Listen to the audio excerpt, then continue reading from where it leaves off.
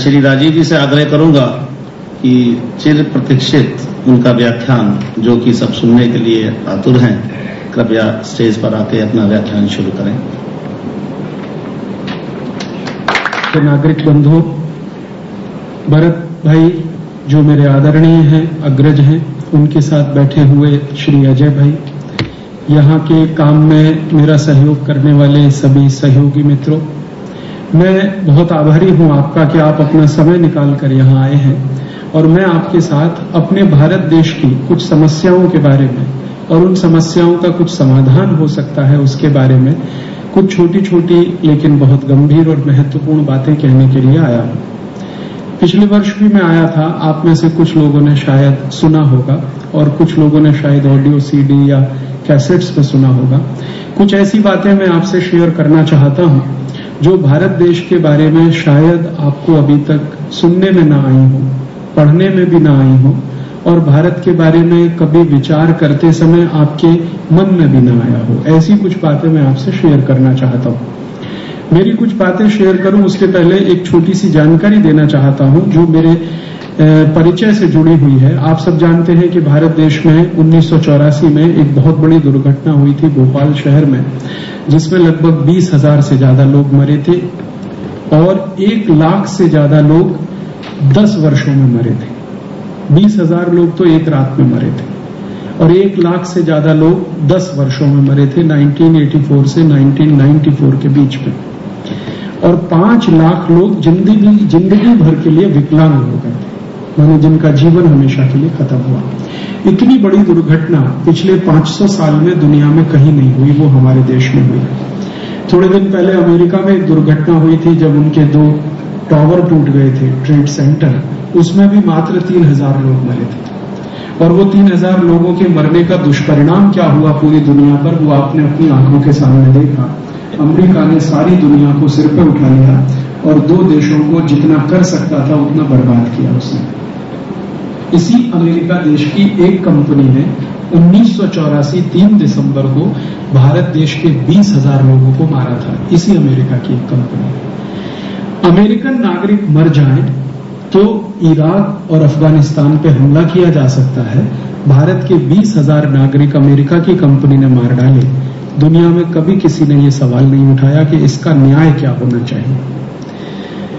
जो कंपनी इस काम में इन्वॉल्व थी भोपाल गैस कांड में, यूनियन कार्बाइड, उसका chief executive officer Warren Anderson, उसके खिलाफ हमारे सुप्रीम कोर्ट ने आदेश दिया। सुप्रीम कोर्ट के आदेश पर भोपाल की अदालत ने वारंट डिक्लेयर किया, नॉन अवेलेबल वारंट डिक्लेयर किया, लेकिन ये वारंट डिक्लेयर हुआ 1986 में और अभी 2004 तक उसका पालन नहीं किया गया।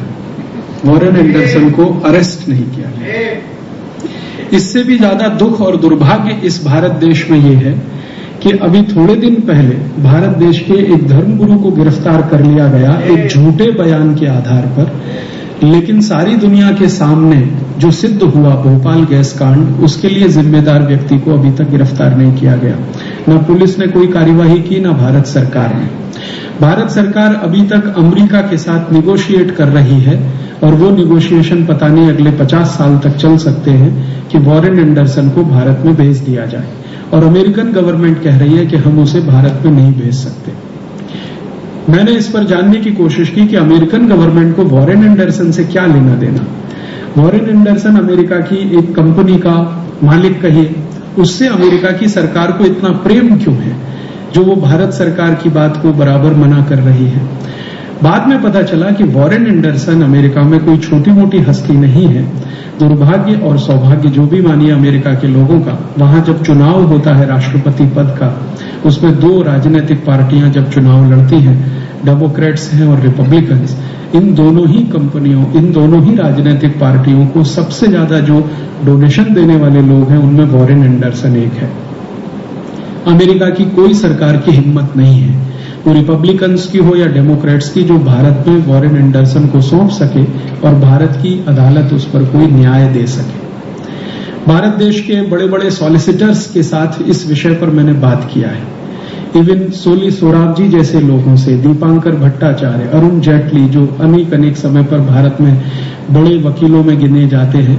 इन सबसे इस विषय पे मैंने बात किया है, तो वो एक ही बात कह के बात को खत्म कर देते हैं। वो ये कहते हैं कि अमेरिका के खिलाफ भारत सरकार की हिम्मत नहीं है, ताकत नहीं है ये एक्शन लेने की, इसलिए कुछ होता नहीं। अन्यथा दुनिया के किसी दूसरे देश में ये हत्याकांड हो गया होता या दुर्घटना हो गई होती तो अब तक उसका चित्र कोई और ही होता। अगर यूनियन कार्बाइड ने ये दुर्घटना फ्रांस में किया होता या जर्मनी में किया होता या डेनमार्क में कर दिया होता या नीदरलैंड में कर दिया होता या ब्रिटेन में कर दिया होता या कोई और देश में कर दिया होता तो उसका चित्र कुछ और ही होता। चूंकि ये दुर्घटना भारत में हुई और भारत की राजनीतिक पार्टियां आप जानते हैं कि कितनी गिरी हुई हैं, कितनी नतमस्तक हैं। अमेरिका के सामने सब जो है हाथ बांधे खड़े रहते हैं, भारत के प्रधानमंत्री से लेकर वित्त मंत्री तक, और इस तरह से बातें करते हैं जैसे अमेरिका का एक्सटेंशन दिल्ली में खुल गया हो। अब तो हमारे प्रधानमंत्री को ये कहने में बिल्कुल शर्म नहीं आती है कि हमें तो अमेरिका की नीतियों पे ही चलना पड़ेगा क्योंकि हम उनसे कर्ज लेते हैं। ये बात भारत के प्रधानमंत्री ने अब कहना शुरू कर दिया है। तो अब हमारे देश की स्थिति तो ऐसी है, और ये बात मुझे बहुत चोट करती रही, बहुत चुभन करती रही कि एक जिम्मेदार नागरिक होने के नाते मैं भारत देश की ऐसी स्थिति को या तो बैठे बैठे बर्दाश्त करता रहूं, देखता रहूं, या इसको बदलने के लिए कुछ प्रयास करूं। बहुत लोग भारत में हैं, मेरे जैसे हैं, लेकिन वो बहुत सिनिसिज्म में फंस गए हैं। वो मानते हैं कि कुछ हो नहीं सकता, कुछ अच्छा नहीं हो सकता, जो है वही स्वीकार करना पड़ेगा। लेकिन बहुत लोग ऐसे हैं भारत में जो ये मानते हैं कि नहीं, कुछ करना चाहिए, उसका परिणाम जो मिले मिले, लेकिन हमें प्रयास करना चाहिए। मैं व्यक्तिगत रूप से कर्मण्येवाधिकारस्ते मा फलेषु कदाचन में विश्वास करता हूं।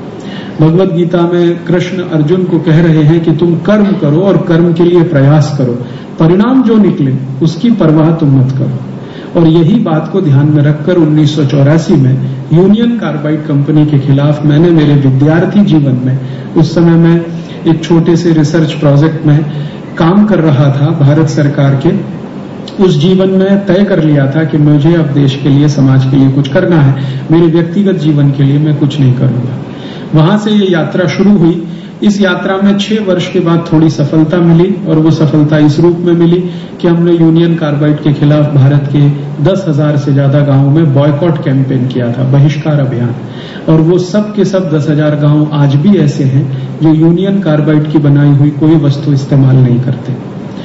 उन 10,000 गांवों में किसान पहले यूनियन कार्बाइड का बनाया हुआ पेस्टिसाइड इस्तेमाल करते थे, किसानों ने वो पेस्टिसाइड बंद किए, और वहां के लोग यूनियन कार्बाइड की बनाई हुई एवर रेडी बैटरी इस्तेमाल करते थे, वो उन्होंने बंद किया।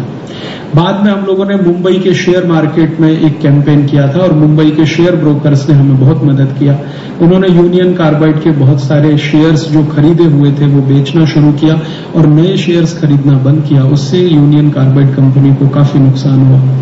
और ये सब अभियान चलाते चलाते बहुत सारे धर्म गुरुओं का भी हमें आशीर्वाद मिला, मदद मिली।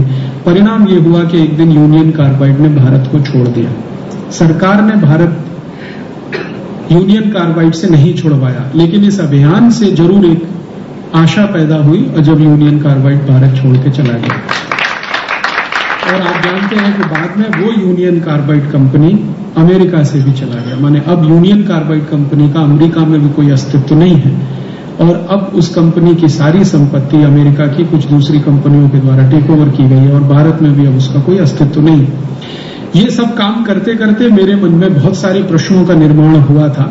उनका समाधान ढूंढने के लिए मैंने कुछ अभ्यास करना शुरू किया था, अध्ययन करना शुरू किया था। और वो अध्ययन करना ये शुरू किया कि आखिरकार ये यूनियन कार्बाइड कंपनी आई कैसे भारत में। तो पता चला कि एक मेमोरेंडम ऑफ अंडरस्टैंडिंग साइन हुआ भारत सरकार और कंपनी के बीच में। तो उस एमओयू में क्या लिखा गया, वो सब दस्तावेज जब मैंने देखे तो मुझे पता चला कि इसमें तो बहुत बड़ा घोटाला हुआ, क्योंकि एमओयू में जो कुछ लिखा गया वो कुछ भी यूनियन कार्बाइड ने भारत में कभी किया नहीं, और जो एमओयू में नहीं लिखा गया वही सब कुछ आकर उन्होंने भारत में किया। तो मैंने इस बात को भारत सरकार के एक उद्योग मंत्री के सामने कहा था कि जो एमओयू आपने लिखा, साइन किया है कंपनी के साथ, अगर कंपनी उसको फॉलो नहीं कर रही है तो आपने उसके खिलाफ कोई केस क्यों नहीं किया, और उसके खिलाफ कोई काम क्यों नहीं किया, एक्शन क्यों नहीं लिया। तो वो इंडस्ट्री मिनिस्टर आज भी भारत सरकार में दुर्भाग्य से मिनिस्टर हैं। उन्होंने मुझे बहुत मजाकिया हंसते हुए ये कहा था कि ये ऐसी बहुत सारी कंपनियां भारत में हैं जो एमओयू साइन करते समय कुछ कहती हैं और उसके ठीक उल्टा करती हैं, लेकिन भारत सरकार उनके खिलाफ कभी कोई कार्यवाही नहीं करती। उसका कारण है कि उसमें पैसे का लेन देन होता है और ये पैसे का लेन देन कितने बड़े पैमाने पर हो सकता है ये जानने की जब मैंने कोशिश की तो पता चला कि सिर्फ यूनियन कार्बाइड वाले केस में 480 करोड़ रुपए का लेन देन हुआ, सिर्फ एक कंपनी के केस में। फिर मुझे लगने लगा कि अगर एक कंपनी में 480 करोड़ का लेन देन हुआ तो ऐसी भारत में सैकड़ों कंपनियां हैं, उसमें कितना हुआ होगा। ऐसे ऐसे विषय में मैं आगे उतरता गया। बाद में मुझे एक ऐसे सज्जन, एक ऐसे सत्पुरुष के साथ परिचय हो गया जो बहुत बड़े इतिहासकार हैं और भारत पर बहुत उन्होंने अभ्यास किया है, 40 वर्षों तक भारतीय इतिहास का अध्ययन करते रहे हैं। उनको धर्मपाल जी के नाम से पूरा भारत देश जानता है, बहुत नोटेड हिस्टोरियन है। एक बार जब मैं उनसे ये बात करता था तो उन्होंने कहा कि देखो ये जो यूनियन कार्बाइड का प्रॉब्लम है ये कोई नया नहीं है, ऐसा भारत में पहले भी कई बार हुआ है। जब हमारे देश की कुछ सरकारों ने विदेशी कंपनियों के साथ एमओयू साइन किए थे तो मैंने कहा ये कब हुआ? उन्होंने कहा 400 साल पहले हुआ था, जब इस देश में जहांगीर नाम का एक राजा था, उसने ईस्ट इंडिया कंपनी के साथ एक एमओयू साइन किया था। मैंने कहा मुझे वो उसकी कॉपी देखनी है कि वो जहांगीर ने ईस्ट इंडिया कंपनी के साथ जो एमओयू साइन किया। तो उनका उसकी कॉपी तो भारत में नहीं मिलेगी, लंदन में मिल सकती है। उस कॉपी को ढूंढने के लिए मैं लंदन तक पहुंचा और मुझे सफलता मिली। लंदन में हाउस ऑफ कॉमन्स है, आप जानते हैं, अंग्रेजों की लोकसभा, उनकी एक बहुत बड़ी लाइब्रेरी है। उस लाइब्रेरी से मुझे ईस्ट इंडिया कंपनी और जहांगीर के बीच जो एमओयू साइन हुआ था उसकी कॉपी मिल गई। वहां पर कॉपी 2 भाषाओं में उपलब्ध है, एक तो फारसी में लिखी हुई है और दूसरा अंग्रेजी में लिखी हुई है। अंग्रेजी कॉपी जब मैंने देखी तब मुझे अंदाजा हुआ कि जहांगीर ने तो पूरे भारत को लूटने की खुली छूट दे दिया था ईस्ट इंडिया कंपनी को, सिर्फ एमओयू साइन हुआ। ईस्ट इंडिया कंपनी को भारत में फ्री ट्रेड करने की अनुमति दी गई थी और फ्री ट्रेड का उस समय का जो डेफिनेशन था वो ये कि वो कुछ भी बेच सकते हैं, कितना भी मुनाफा कमा सकते हैं, भारत से लेके जा सकते हैं, जहांगीर को उसमें से कुछ टैक्स के रूप में मिल सकता है। तो जब अंग्रेज यहां कुछ भी बेच सकते थे, कितना भी मुनाफा कमा सकते थे, कितना भी यहां से लेके जा सकते थे, जब उन्होंने ये सब सिलसिला शुरू किया तो मेरे मन में आया कि उन्होंने कितना मुनाफा कमाया, कितना लेकर गए हिंदुस्तान से, वो पता होना चाहिए। तो फिर और आगे दस्तावेज इकट्ठे करने शुरू किए और करते करते करते करते 12-14 साल की मेहनत के बाद मेरे पास 50,000 दस्तावेज इकट्ठे हुए। 50,000 डॉक्यूमेंट्स मैंने house of Commons library London से, इंडिया ऑफिस लाइब्रेरी लंदन से इकट्ठे करके भारत के बारे में थोड़ा जानना समझना शुरू किया। बाद में पता चला कि जो ईस्ट इंडिया कंपनी के साथ एमओयू साइन हुआ था, ऐसे कुछ एमओयू कुछ फ्रेंच कंपनियों के साथ भी हुए थे ईस्ट इंडिया कंपनी के पहले। फिर पता चला कि फ्रेंच कंपनियों से पहले भारत के राजाओं ने कुछ पोर्चुगीज कंपनियों के साथ भी एमओयू साइन किए थे। भारत में 1498 में 20 मई को एक राजा ने एक पोर्चुगीज कंपनी के साथ एमओयू साइन किया था और वो पोर्चुगीज कंपनी का भारत में जो प्रतिनिधि था उसका नाम था वास्को डी गामा। उस वास्को डी गामा के साथ केरल, आप जानते हैं, पहले केरल मलाबार के नाम से जाना जाता था। मलाबार में एक राजा होता था जिसका नाम था झामोरिन, कालीकट उसकी राजधानी था। तो उसने 1498 20 मई को वास्को डी गामा के साथ एक एमओयू साइन किया था और परिणाम ये हुआ, उस एमओयू ने वास्को डी गामा को पूरे कालीकट को लूटने का अधिकार दिया था और वास्को डी गामा ने कालीकट से लूट कर जितना सोना ले गया था उसका वर्णन पोर्चुगीज डॉक्यूमेंट्स बताते हैं जो मैंने लिस्बन से लिए, वहां के आर्काइव से। लिस्बन आर्काइव्स में जब मैं गया ढूंढने के लिए कि वास्को डी गामा कितना कुछ लूट के ले गया, तो पहला एमओयू जब साइन हुआ 20 मई 1498 को, उसके बदले में वास्को डी गामा कम से कम 7 जहाज भरकर सोने की अशर्फी यहां से ले गया था। एक जहाज में कम से कम 6 से 7 मीट्रिक टन सोना आता था। ऐसे 7 जहाज भरकर लेके गया था और सिर्फ एक ही एरिया से जिसको मलाबार कहते हैं।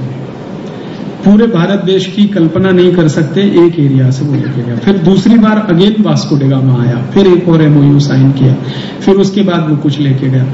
तो मुझे ये समझ में आने लगा कि ये भारत में बड़ी पुरानी बीमारी है विदेशी कंपनियों से MOU साइन करने की, और ये बीमारी इतनी खतरनाक है कि बाहर वालों को बुलाकर अपने को लुटवाने की, कि आओ और आप हमको लूट के ले जाओ, हम आपका स्वागत करेंगे, आपको अतिथि बनाकर अपने महल में ठहराएंगे, खीर पूड़ी खिलाएंगे और आपको लूटने का लाइसेंस भी देंगे कि आप इस देश को लूट के ले जाओ। तो ये बीमारी जब इतनी ज्यादा पुरानी है तो मैंने सोचना शुरू किया कि इसके गहरे कुछ निहितार्थ होने चाहिए, और उस दिशा में बढ़ते बढ़ते कुछ समझ में आने लगा, और वो समझ में आते आते आज इस निष्कर्ष पे मैं पहुंचा कि ये बीमारी जो भारत में 14वीं शताब्दी में आई थी, वो बीमारी अब 21वीं शताब्दी में और ज्यादा तीव्रता से आ गई है। 14वीं शताब्दी में तो एक दो राजा थे और एक दो विदेशी कंपनियां थी जिनके साथ MOU साइन होते थे। अब 21वीं शताब्दी के भारत के जो राजा हैं वो तो हजारों अमेरिकन यूरोपियन कंपनियों के साथ MOU साइन कर रहे हैं, और हवाई जहाज में उड़ कर जा रहे हैं उनको बुलाने के लिए कि आप आइए, हमने भारत के सारे दरवाजे खोल दिए हैं, जो कुछ लूटना चाहते हैं लूट के ले जाइए, जो कुछ हमारे पास बच गया है पिछले 500 साल में लूटने के बाद वो आप ले जाइए। 500 साल तो हमने लूटने के लिए दरवाजे खोले ही थे, अब आने वाले 100-150 साल में भी जो बचा है वो भी आप लेके चले जाइए। तो ये एक बीमारी हमारे देश में जो 14वीं-15वीं शताब्दी में आई, वो बीमारी अब बहुत गहरी हो गई है। पहले ये इंडिविजुअल लेवल पे थी, अब इंस्टीट्यूशनल हो गई है ये बीमारी। पहले भारत में आप जानते हैं आजादी के पहले 565 रियासतें थी, तो 565 राजा थे, तो एक दो राजा एक दो विदेशियों को बुलाता था। अब भारत में क्या है कि सभी राज्य मिलकर एक यूनियन हो गया है, और राजा पूरा का पूरा एक है, प्राइम मिनिस्टर हो या दूसरा हो, वो सीधे ही बुला लेता है और पूरे भारत में लूटने का अधिकार दे देता है और लाइसेंस दे देता है। और दुर्भाग्य हमारे भारत देश का ये है कि हमारी जो साधारण जनता है, साधारण जो लोग हैं, कॉमन पीपुल जो हैं, उनको ये सब कुछ मालूम नहीं है कि हमारे देश में किस तरह से ये सब होता है।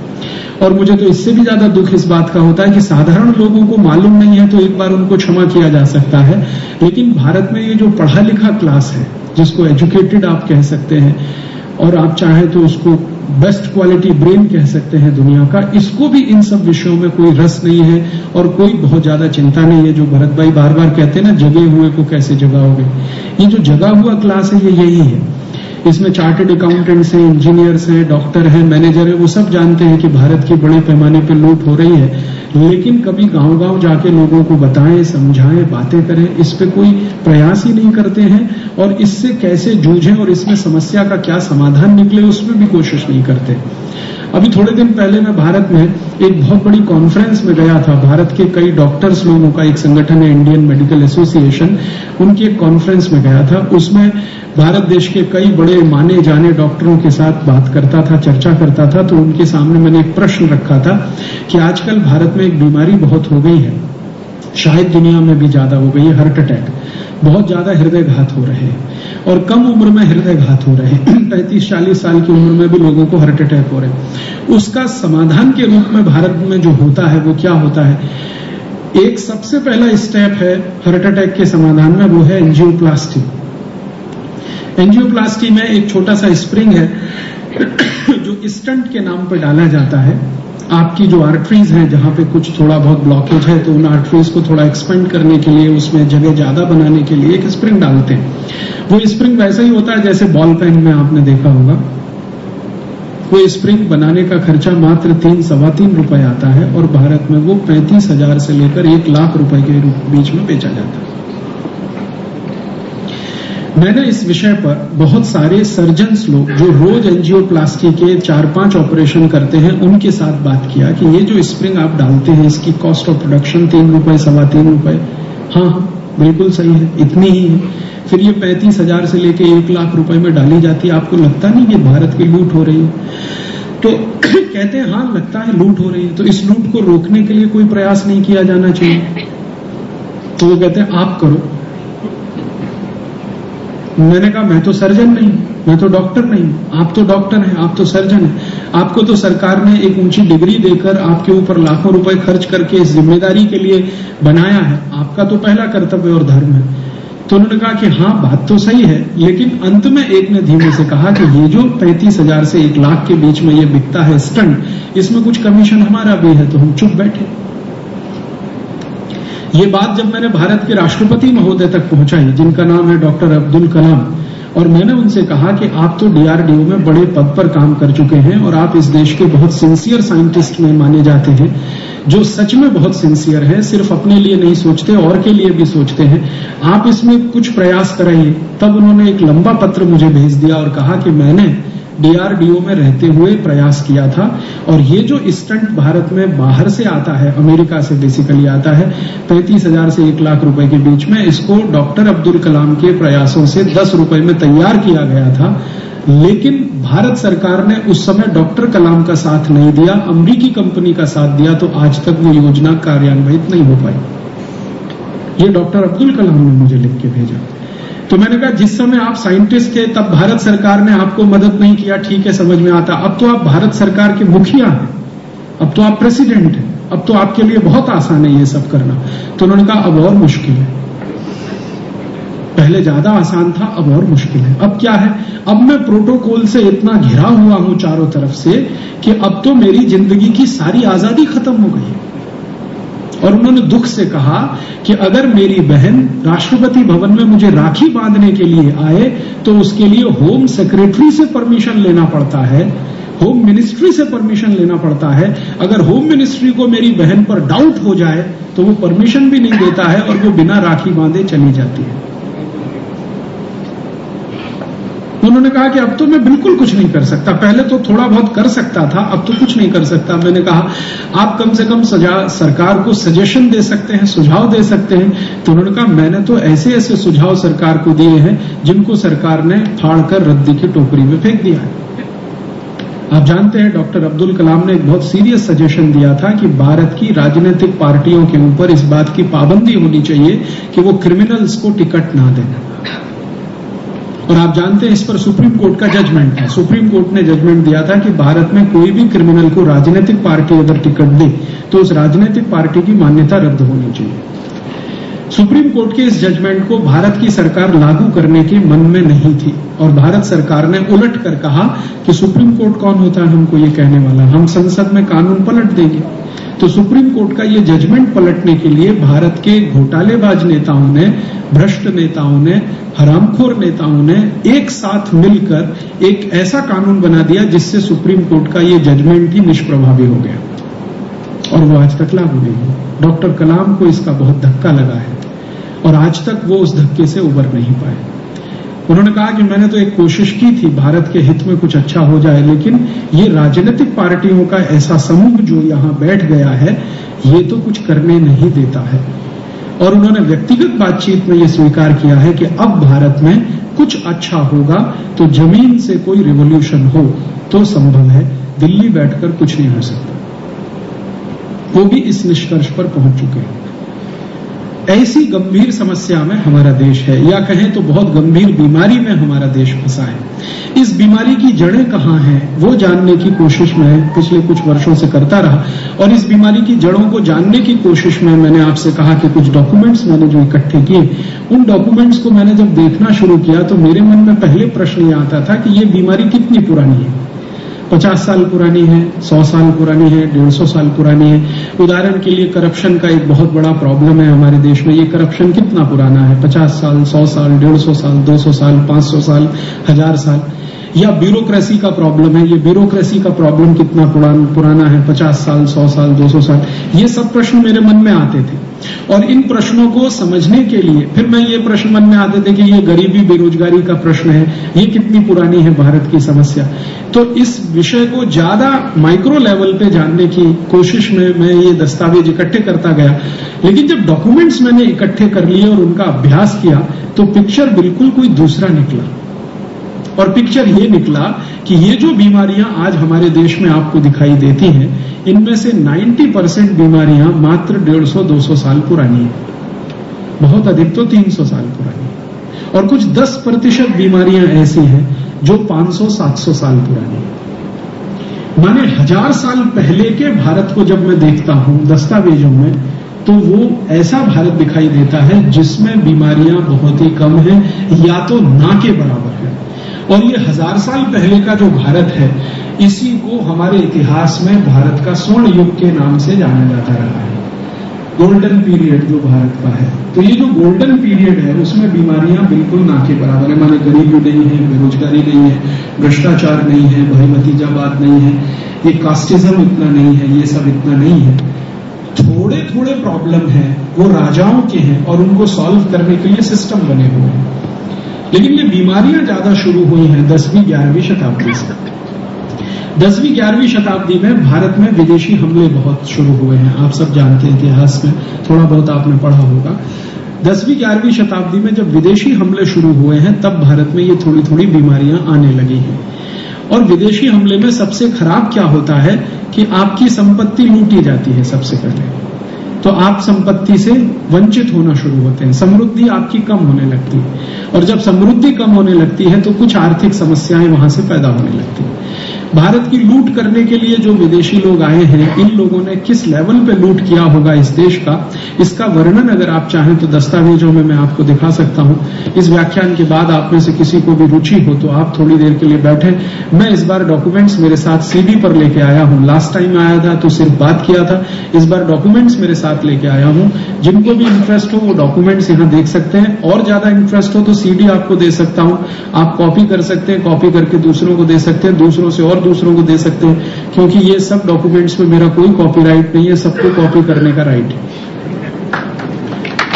मैंने ये डॉक्यूमेंट्स मेरे लिए इकट्ठे नहीं किए हैं, देश के लिए इकट्ठे किए। ये अलग बात है कि इकट्ठा करने में मैंने थोड़ी मेहनत की है, लेकिन जब आ गए हैं तो ये देश की संपत्ति मानता हूं, ये मेरी संपत्ति नहीं है, क्योंकि इन दस्तावेजों को इकट्ठा करने में भारतवासियों ने बड़ी मदद की है मेरी।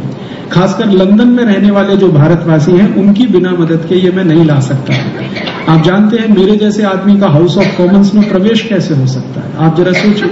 और हाउस ऑफ कॉमन्स की लाइब्रेरी से क्लासिफाइड डॉक्यूमेंट्स लाना जो बहुत सेंसिटिव कहलाते हैं, वो तो ऐसे भारतवासियों की मदद से संभव हुआ है जो लंदन में रहते हैं और बहुत देशभक्ति से भरे हुए हैं। और वो कहते हैं मुझे कि हम खून के आंसू रोते हैं यहां लंदन में बैठकर, कभी भी दिल में जब देश का ख्याल आता है तो खून के आंसू रोते हैं। अभी हमें खुशी इस बात की है, संतोष इस बात का है कि तुम्हारे जैसे एक जवान आदमी ने ये काम करना तो स्वीकार किया, शुरू करना तो वो मदद किया, तो उनकी मदद से ये सब आए। और इसमें ऐसे लोगों ने मदद किया जो भारतवासी हैं और पार्लियामेंट में MP हैं। आप जानते हैं कई बार उनका नाम लेके मैं नहीं कहना चाहता क्योंकि उनको तकलीफ हो सकती है, लेकिन आप काफी समझदार व्यक्ति हैं। ऐसे कई भारतवासी हैं जो ब्रिटिश पार्लियामेंट में MP हैं, खासकर हाउस ऑफ लॉर्ड्स में हैं। तो उन सबकी मदद से ये दस्तावेज इकट्ठे हुए तो अभ्यास किया तो पता चला 10वीं-11वीं शताब्दी में भारत की जब लूट शुरू हुई विदेशियों के द्वारा, तो ये लूट बहुत छोटे पैमाने पर नहीं है, बहुत बड़े पैमाने पर है। कम से कम जो लुटेरे यहां आए और जो कुछ संपत्ति लेकर गए उनका वर्णन अगर इकट्ठा किया जाए और उन सब वर्णनों के आधार पर जो लूटा हुआ माल इकट्ठा कर लिया जाए तो सोना ही इतना निकलता है कि भारत के एक एक गांव की सड़क सोने से बन सकती है आज। इतना सोना लूट कर बोले गए। जैसे उदाहरण के लिए मोहम्मद बिन कासिम गुजरात आता है और अकेले गुजरात में 3 महीने के अंदर 22 मीट्रिक टन सोना लूट के लेके जाता है, सिर्फ 3 महीने के अंदर। मोहम्मद बिन कासिम सिर्फ 3 महीने। फिर उसके बाद सोमनाथ के मंदिर की कहानी तो आप सब जानते हैं, 10वीं और 11वीं शताब्दी के बीच में। और आप जानते हैं कि सोमनाथ मंदिर एक बार नहीं 17 बार लूटा है, हर साल लूटा है। और एक एक साल में जो संपत्ति वहां से गई है उस संपत्ति को 17 साल लगातार जोड़ दिया जाए तो सौराष्ट्र के एक एक गांव की सड़क सोने से बन जाए, इतना लूटा है सोमनाथ के मंदिर को। और सोमनाथ के मंदिर को लूटने वाला महमूद गजनबी अपनी लिखी हुई एक छोटी सी डायरी में, जो फारसी भाषा में उपलब्ध है, जिसका हमने हिंदी और अंग्रेजी भाषांतर कराया है, उसमें वो कह रहा है कि मैं अगर 50 साल भी जिंदा रहूं तो इस एक मंदिर को ही लूटने के लिए समय काफी नहीं पड़ेगा। आप जानते हैं कि वो एक बार नहीं 2 बार आया, 2 बार नहीं 3 बार आया, 3 बार नहीं 17 बार आया, 18वीं बार मर गया, नहीं तो फिर आने वाला था। तो वो कह रहा है कि अगर मैं 50 साल और जिंदा रहूं तो इस एक मंदिर को लूटने के लिए समय कम पड़ेगा। माने उस एक ही मंदिर में इतनी संपत्ति है जिसको लूटने के लिए किसी एक व्यक्ति को 17 बार आना पड़ता है। और ये सोमनाथ का मंदिर तो एक कहानी है। ऐसे हिंदुस्तान में हजारों मंदिर हैं, मठ हैं जो लूटे गए हैं, जिनकी संपत्ति भारत से बाहर गई है। और ये कहानी शुरू होती है 10वीं 11वीं शताब्दी से और ये अंत होती है 15 अगस्त 1947 को। इस पूरे पीरियड में जो भारत की लूट हुई है, उनमें जो मुख्य लुटेरे भारत में आए हैं, दुर्भाग्य से उन सबको भारत के इतिहास में हीरोज के रूप में पढ़ाया जा रहा है। हमारे देश के इतिहास में वो सब ग्रेट हीरोज के नाम से पढ़ाए जाते हैं। उदाहरण के लिए झामोरीन के राज्य को लूटने वाला वास्को डी गामा भारत के इतिहास में महान नाविक था, बहुत बहादुर था, ऐसा पढ़ाया जाता है। और वास्को डी गामा के बारे में जो दस्तावेज मुझे मिले वो ये बताते हैं कि ना तो वास्को डी गामा नाविक था, ना ही बहादुर था। वो लिस्बन की गलियों में घूमने वाला टपोरी था। जो उसका लाइफ जिन्होंने लिखा है, पुर्तगाली इतिहासकारों ने वास्को डी गामा के बारे में जो कुछ लिखा है वो लिखा हुआ दुनिया में उपलब्ध है।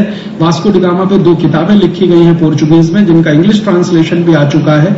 वो दस्तावेज बताते हैं कि वो टपोरी था। टपोरी एक शब्द है मराठी का, बंबई में बहुत इस्तेमाल किया जाता है। टपोरी का माने आवारा लड़का, जिसको कोई काम नहीं है, कोई धाम नहीं है, बस इधर घूमना उधर घूमना, कभी इधर कभी उधर, बिना किसी काम के घूमने वाला।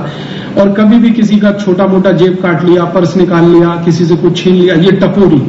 वो टपोरी व्यक्ति था जिसको पोर्चुगीज गवर्नमेंट ने भारत जाने के लिए एक चिट्ठी दे दिया कि ये तुम्हारा अधिकार पत्र है, तुम जाओ और भारत के हिस्से को लूट के ले आओ। जो कुछ लाओगे उसमें से इतना % हमें दे देना, इतना % चर्च को दे देना, बाकी बचा हुआ अपने लोगों में बांट लेना। बाकायदा अधिकार पत्र उसको दिया गया। चार्टर जिसको कहा जाता है वो उसको लेके आया है और वो खुद लिख रहा है वास्को डी गामा कि मुझे नाव चलाना नहीं आता। और भारत के इतिहास के विद्यार्थी पढ़ रहे हैं कि वो बहुत महान सेलर था, उसको नाव चलाना नहीं आता। वो कहता है कि मैंने कभी जिंदगी में नाव नहीं चलाई और वो कहता है मुझे बहुत डर लगता है समुद्र यात्रा करने में, क्योंकि कभी भी नाव डूब जाती है। तो नाव कौन चलाता था वास्को डी गामा की? वास्को डी गामा की नाव एक गुजराती भाई चलाता था जो उसने नौकर रखा हुआ था। और वो गुजराती भाई जो था वो कच्छ का था। कच्छ में मांडवी नाम का एक गांव है, उस मांडवी का रहने वाला एक नाविक वास्को डी गामा के यहाँ नौकरी करता था। वो नाव लेके आया था क्योंकि है कानोजी भरत भाई को उनका नाम मालूम है, मैं भूल गया। मांडवी का रहने वाला एक कच्छी नागरिक वास्को डी गामा की नाव लेके भारत आया था। क्यों प्रश्न उठता है, क्यों? इसलिए कि गुजराती लोग सबसे ज्यादा व्यापार करने के लिए परदेश जाते थे। भारत देश में सबसे ज्यादा विदेश व्यापार करने वाला अगर कोई एक राज्य माना जाए तो वो गुजरात है। दूसरा विदेश व्यापार करने वाला अगर कोई सेकंड कैटेगरी का राज्य है तो वो राजस्थान रहा है। ये राजस्थानी और गुजराती समाज के लोग सबसे ज्यादा विदेश व्यापार में थे और आज से नहीं 1000 साल 1500 साल से 2000 साल से भारत का विदेश व्यापार बहुत पुराना है।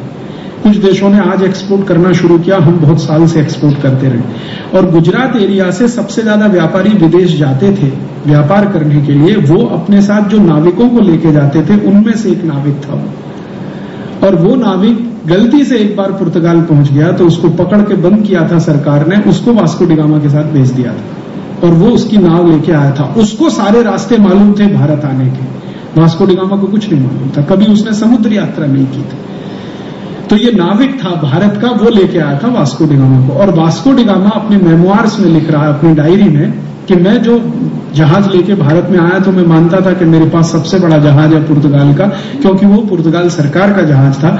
लेकिन उसने कहा कि जब मैं भारत आ गया तो मैंने देखा मुझसे भी 20-20 गुने बड़े जहाज भारत में पहले से हैं। और वो कह रहा है कि जहाज बनाने में भारत के नागरिकों का, माने भारत के जो टेक्नोलॉजी के एक्सपर्ट्स हैं नेविगेशन के, उनका कोई सानी नहीं है। इस क्वालिटी के जहाज वो बनाते हैं कि हम कल्पना नहीं कर सकते। उसके जहाज से 20 गुने बड़े जहाज भारत में थे। वो लिख रहा है अपनी डायरी और कह रहा है कि उनका स्टील बहुत अच्छी क्वालिटी का है, उनकी लकड़ी बहुत अच्छी क्वालिटी की है। और वो कहता है कि जहाज बनाने की इंडस्ट्री भारत की सबसे अच्छी इंडस्ट्रीज में एक है।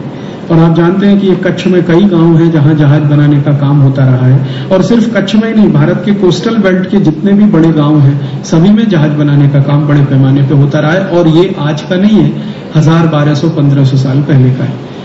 तो वो कहता है कि मैं तो यहां आ गया इसकी वजह से, माने वो गुजराती नागरिक उसको ले आया और लूट के जो ले गया है। वास्को डी गामा भी एक बार नहीं आया भारत में, बार बार आया है और बार बार यहां से लूट के ले गया।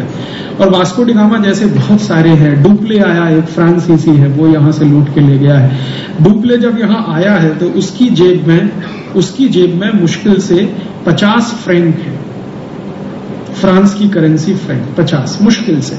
और जब वो यहां से गया है तो उसने काउंट किया है, उसके पास सोने के रूप में, चांदी के रूप में, हीरे जवाहरात के रूप में कम से कम 10 लाख फ्रैंक की संपत्ति है जब वो यहां से गया। एक डुप्ले। और डुप्ले जैसे भारत में 50 से ज्यादा फ्रेंच ऑफिसर्स आए हैं और वो लूट के ले गए हैं इस देश को। ये फ्रांसीसियों की लूटमारी जब बंद हुई है उसके बाद वो ये अंग्रेजों की लूटमारी शुरू हुई है इस देश में, पुर्तगालियों की, फिर फ्रांसीसियों की, फिर अंग्रेजों की। और अंग्रेजों की लूटमारी करने वाले जो बड़े अंग्रेज अधिकारी इस देश में आए जिन्होंने सबसे ज्यादा इस देश को लूटा, उसमें है रॉबर्ट क्लाइव। और रॉबर्ट क्लाइव का बयान मेरे पास है, 3.5 घंटे का उसका स्टेटमेंट है जो ब्रिटिश पार्लियामेंट के सामने उसने दिया है। जब वो यहां आया है तो ईस्ट इंडिया कंपनी के क्लर्क की हैसियत से आया है और क्लर्क की हैसियत से उसकी साल की पगार 50 ब्रिटिश पाउंड की है। साल की पगार 50 ब्रिटिश पाउंड की है। और साल की पगार 50 ब्रिटिश पाउंड की क्लर्क की हैसियत से जब यहां आता है रॉबर्ट क्लाइव, तो बाद में उस रॉबर्ट क्लाइव को जिम्मेदारी दी गई है अंग्रेज सेना के सेनापति की। और सेनापति की जिम्मेदारी के बाद वो सिराजुद्दौला के साथ युद्ध लड़ता है। युद्ध में धोखा होता है सिराजुद्दौला को, मीर जाफर से दोस्ती करके वो सिराजुद्दौला के खिलाफ भड़काता है और सिराजुद्दौला की हत्या कराता है। और उसके बाद जो बंगाल का नवाब बनकर इंग्लैंड जाता है और उस इंग्लैंड की पार्लियामेंट में 3.5 घंटे का भाषण देता है और उससे पूछा जाता है कि तुमने भारत से क्या क्या लाया है, तो वो कहता है कि मैं भारत से जो संपत्ति लाया हूं वो कम से कम 1 करोड़ ब्रिटिश पाउंड के बराबर है। पहली बार जब वो गया है। आप शायद जानते हैं कि ये साधारण सा क्लर्क, ईस्ट इंडिया कंपनी का साधारण सा क्लर्क रॉबर्ट क्लाइव जब भारत से वापस गया है पहले ही बार में, तो उसने इतनी संपत्ति बनाई है कि एक पूरा द्वीप खरीद लिया उसने, पूरा का पूरा द्वीप। और इतनी संपत्ति वो यहां से लेके गया कि उसने उसका म्यूजियम बनाया। और क्लाइव का म्यूजियम आज भी है, आप चाहें तो कभी जाके देख आइए, मैं देख आया। क्लाइव के म्यूजियम में आज भी वो सारे भारत के बेशकीमती हीरे जवाहरात, सोने चांदी के बहुत सारे सामान भरे पड़े हैं जिनको कभी कभी नीलाम किया जाता है। थोड़े दिन पहले एक नीलामी हुई थी, क्लाइव के परिवार के लोगों ने एक कप और एक प्लेट को नीलाम किया था, जो एक कप और एक प्लेट सोने का 47,000 ब्रिटिश पाउंड में नीलाम हुआ अभी थोड़े दिन पहले। और उसी क्लाइव के खजाने में से हमारे देश के एक व्यक्ति विजय माल्या ने एक तलवार लाई। वो रॉबर्ट क्लाइव तो नहीं। जब टीपू सुल्तान के खिलाफ अंग्रेजों ने युद्ध लड़ा तो टीपू सुल्तान की संपत्ति लूट के अंग्रेज ले गए, तो उस संपत्ति में एक तलवार भी थी सोने की। वो तलवार अभी विजय माल्या लेके आए नीलामी में, हजारों पाउंड की। और एक बार एक British museum, Albert hall museum जो लंदन का है, उसके क्यूरेटर को मैंने एक प्रश्न पूछा था कि भाई ये जो म्यूजियम है इंग्लैंड के और पूरे ब्रिटेन के, इन म्यूजियम में जो संपत्ति है उसमें सबसे ज्यादा कहाँ की है? तो उन्होंने कहा भारत की ही है। तो मैंने कहा ये वापस दे दो हमको। तो उन्होंने कहा अगर ये वापस दे देंगे तो भारत सोने की चिड़िया हो सकता है और हम सब सड़क पे आ सकते हैं, इतनी संपत्ति है। और वो संपत्ति के बारे में एक बार भारत की संसद में चर्चा हुई थी और ये चर्चा भारत के पहले वित्त मंत्री ने की थी, सीडी देशमुख ने। जब पंडित नेहरू इस देश के प्राइम मिनिस्टर थे तो सीडी देशमुख उनके फाइनेंस मिनिस्टर हुआ करते थे। इस पे चर्चा हुई थी और बात यहां तक आई थी कि इसको वापस लाने के लिए क्या किया जाए, लेकिन बाद में वो आइडिया ड्रॉप कर दिया गया। कारण क्या था? संसद में रिकॉर्ड्स हैं इस बात के, हमारी संसद में बात ये आई कि अंग्रेज इससे नाराज हो जाएंगे और हमें उन्हें नाराज नहीं करना। तो वो नाराज हो जाएंगे, हम उनसे वापस मांगेंगे संपत्ति, तो नाराज नहीं करना है।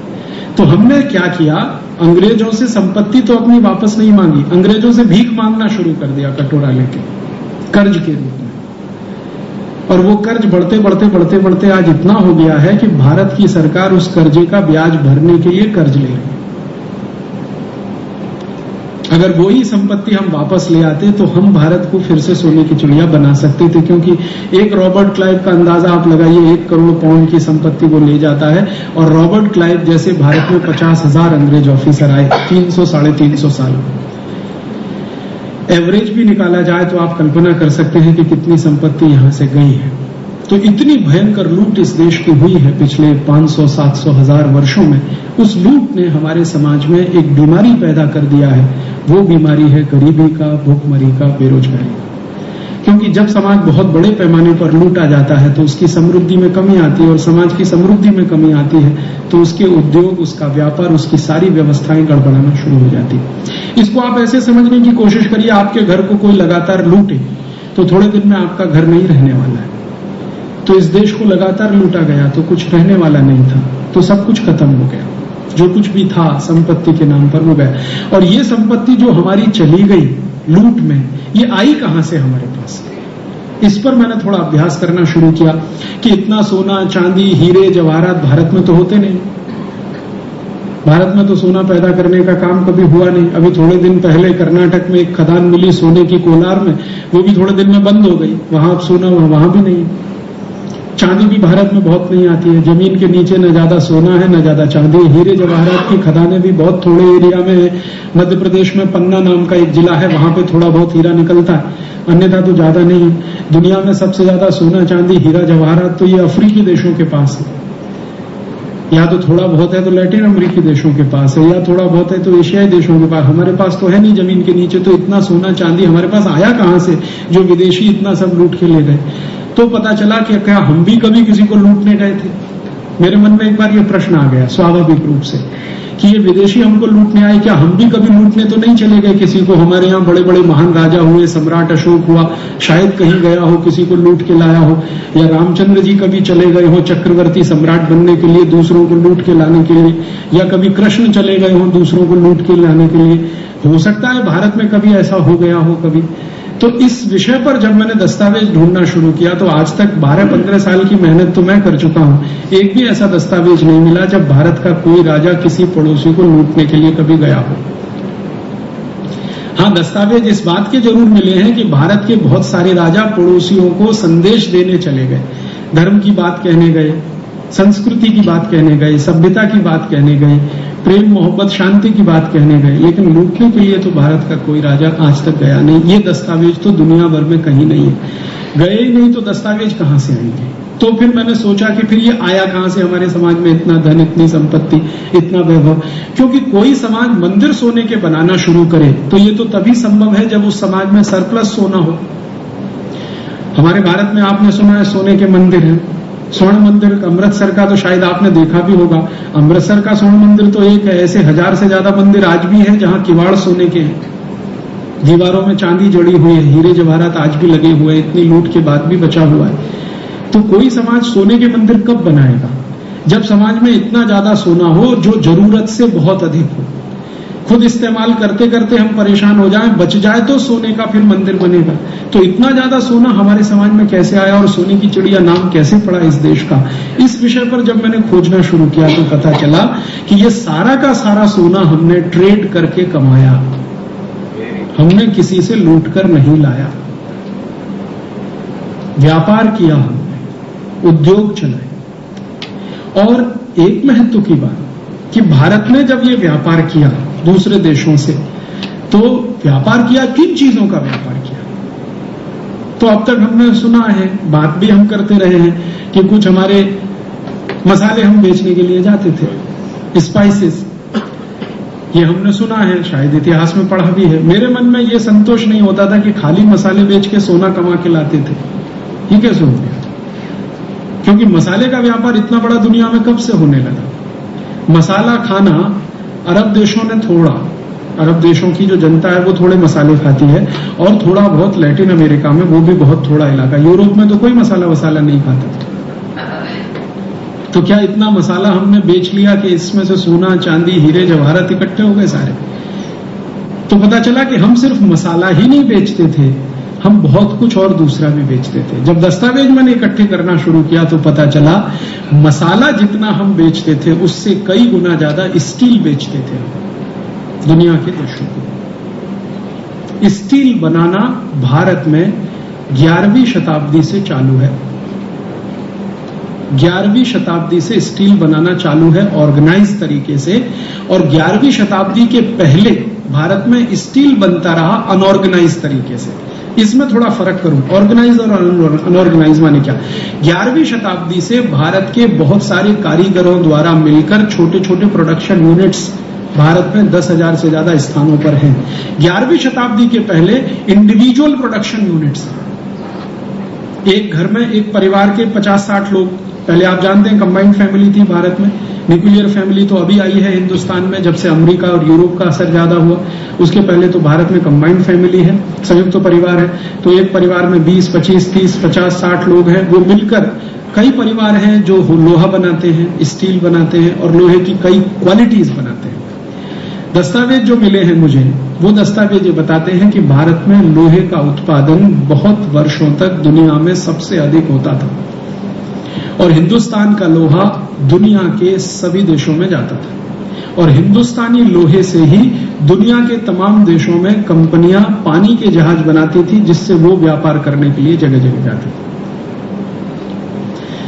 हमारे देश में जब से ऑर्गेनाइज्ड लेवल पे प्रोडक्शन शुरू हुआ तो 1840 तक के दस्तावेज है, उसके बाद के दस्तावेज अभी तक मिले नहीं है, मिल जाएंगे तो उनकी भी बात कर सकूंगा। अप टू 1840 भारत में 10,000 प्रोडक्शन यूनिट्स थे स्टील बनाने वाले, अप टू 1840। और 1840 हमारा कोई अच्छा समय नहीं है, बहुत गिरा हुआ समय है। जब 800 साल हम लुटते रहे तब इतने प्रोडक्शन यूनिट्स बचे हैं। तो जब हमारा गोल्डन पीरियड रहा हो तो कितना रहा होगा। और जो क्वालिटी का लोहा, आयरन, स्टील, जो भी आप कहिए हम बनाते थे, उसके बारे में आपने कई बार सुना होगा, चाहे तो प्रमाण भी देख सकते हैं। वो इस क्वालिटी का होता था कि उसमें जंग नाम मात्र भी नहीं होता था। सैकड़ों सैकड़ों साल वो लोहा खुले में पड़ा रहे, बारिश भी होती रहे, धूप भी गिरती रहे, हवाएं भी आती रहे, तो भी उस पे जंग ना लगे, रस्ट ना लगे।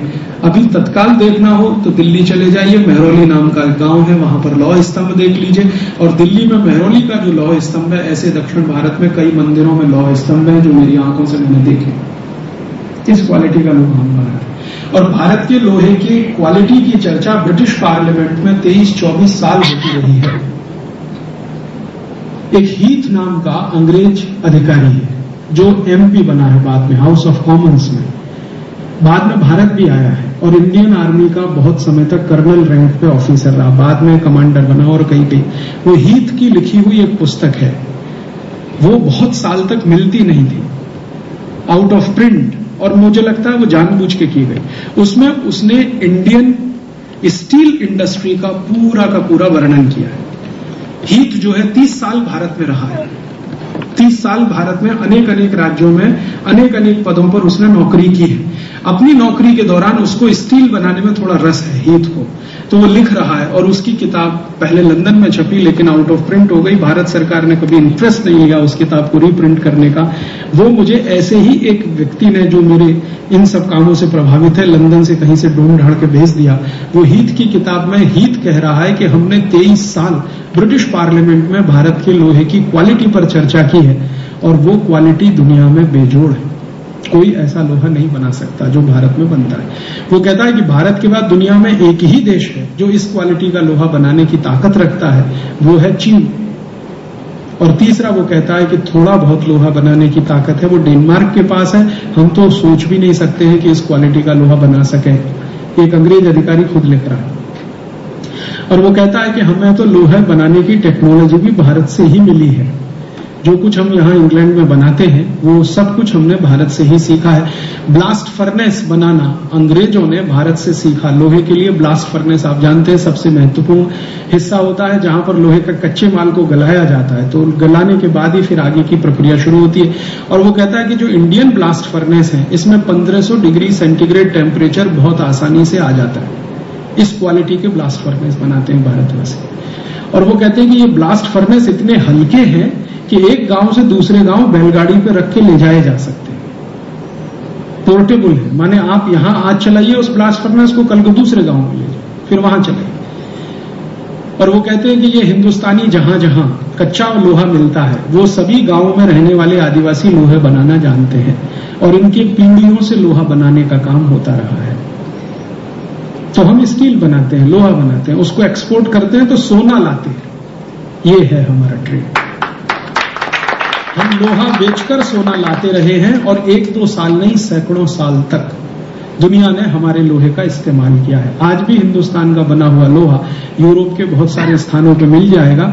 आप में से कोई फ्रांस अगर कभी गया हो या आने वाले समय में जाने वाला हो तो आप एक जगह जरूर जाइएगा। फ्रांस में एक स्थान है लूव्र, बहुत बड़ा म्यूजियम है वहां।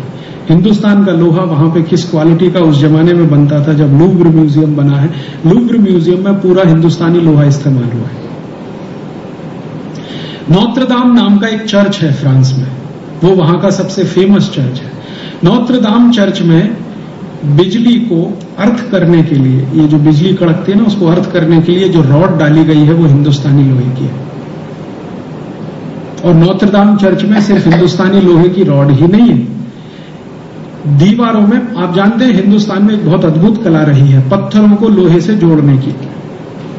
हमारे यहां जितने भी पुराने आप किले देखेंगे ना, पत्थरों के, लेकिन एक पत्थर से दूसरे पत्थर के बीच में लोहा लगा के उसको कस के बांधने की एक प्रक्रिया या टेक्नोलॉजी इस भारत में विकसित हुई।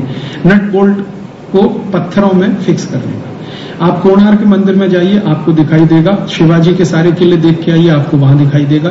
पत्थरों को एक दूसरे से जोड़ने के लिए चूना तो लगता ही था, चूने के साथ लोहे के क्लैंप लगते थे। तो वो नोत्रदाम के चर्च में सारे के सारे लोहे के क्लैंप भारत के गए हैं, वो लगे हुए हैं। और चर्च के रिकॉर्ड्स में ये बात लिखी हुई है, लिखी गई है। और यहां तक लिखा हुआ है कि इस चर्च को बनाने वाले कारीगर भी भारत से आए,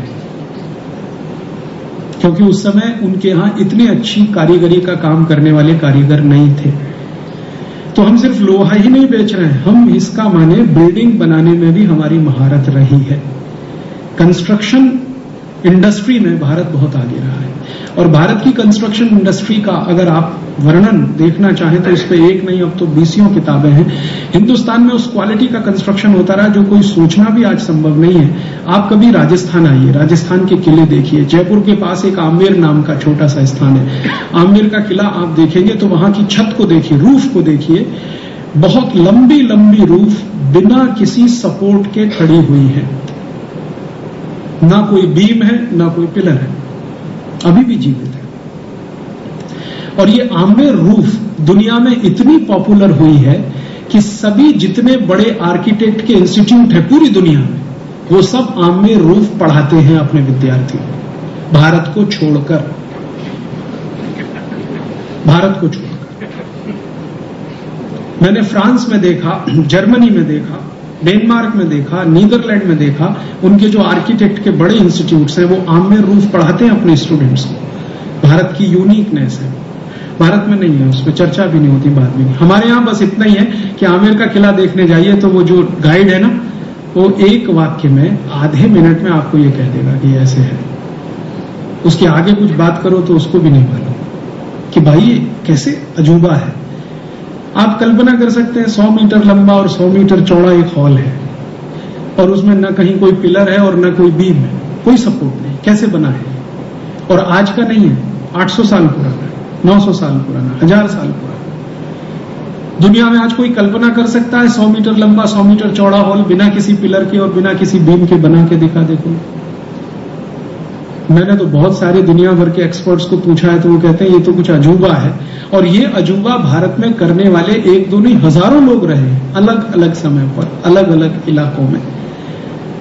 आमेर रूफ एक तरह की यूनिक हमारी वो रही है, टेक्निक रही है जो दुनिया भर में हमने दी और बहुत सारे देशों ने उसकी नकल करके सीखा।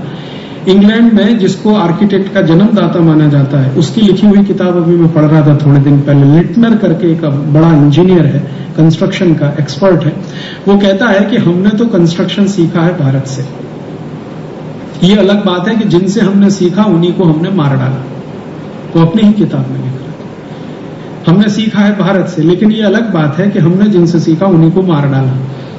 क्यों? सबूत नष्ट करने के लिए मार डाला। तो हुआ ये होगा कि भारत में इस तरह के जो विशेषज्ञ रहे होंगे, इनको ये पकड़ के ले गए होंगे, सीख लिया होगा, फिर उनको मार डाला होगा। ये तो उनकी पॉलिसी रही है पुरानी। तो इस तरह से तो यहां से कंस्ट्रक्शन का इतना बड़ा काम होता है, तो कंस्ट्रक्शन मटेरियल भी एक्सपोर्ट होता है। यहां से ब्रिक्स एक्सपोर्ट हुई है। दुनिया भर में ब्रिक्स बनाने की टेक्नोलॉजी 2 ही देशों से गई है, एक तो चीन, दूसरा भारत। यही 2 देश हैं जिन्होंने दुनिया भर को ब्रिक्स बनाना सिखाया। और चूने का इस्तेमाल, जो सीमेंट से 1000 गुना ज्यादा ताकतवर है, जिसकी उम्र कम से कम 500 साल है, अधिक से अधिक 1500 साल है। सीमेंट की अधिक से अधिक उम्र 100 साल है, चूने की उम्र अधिक से अधिक 1500 साल है। वो चूने का काम इस देश में साधारण गांवों में होता रहा है। और खासकर जो इलाके में लाइमस्टोन मिलता है भारत में, वो सभी इलाके में ये होता है। आप कभी जाइए, बेस्ट क्वालिटी लाइमस्टोन मिलता है गुजरात में भी जूनागढ़ के आसपास के एरिया में आप ढूंढेंगे, आपको बहुत सारे गांव मिलेंगे। वो गांव हिंदुस्तान में चूना बनाने वाले सबसे बड़े केंद्र रहे हैं 1000 साल पहले, 1200 साल पहले। और वो चूना बना के बेचते रहे और बदले में सोना लेके आते रहे। तो हम लोहा बेचते थे, चूना बेचते थे, कंस्ट्रक्शन मटेरियल में ब्रिक्स बेचते थे हिंदुस्तान से, और क्या बेचते थे, कपड़ा बेचते थे। कपड़े की कहानी तो आप सब जानते हैं कि हिंदुस्तान में इस क्वालिटी का कपड़ा बनता था, दुनिया भर के देश हमसे कपड़ा खरीदते थे। और इतना ही नहीं, 36 तरह के आइटम्स हिंदुस्तान से एक्सपोर्ट होते थे। ये जो एक्सपोर्ट है, इसके बदले में सोना, चांदी, हीरे, जवाहरात हमने लिए हैं। और तब समाज में इतनी समृद्धि आई है। हमने किसी को लूट कर समृद्धि नहीं कमाई है, व्यापार करके समृद्धि कमाई। और भारत के व्यापारी दुनिया भर में मशहूर रहे हैं 2 बातों के लिए। एक बार जबान से कह दिया तो कुछ भी हो जाए, पलटना नहीं है। ये भारत के व्यापारियों के बारे में दुनिया भर में कहा जाता है।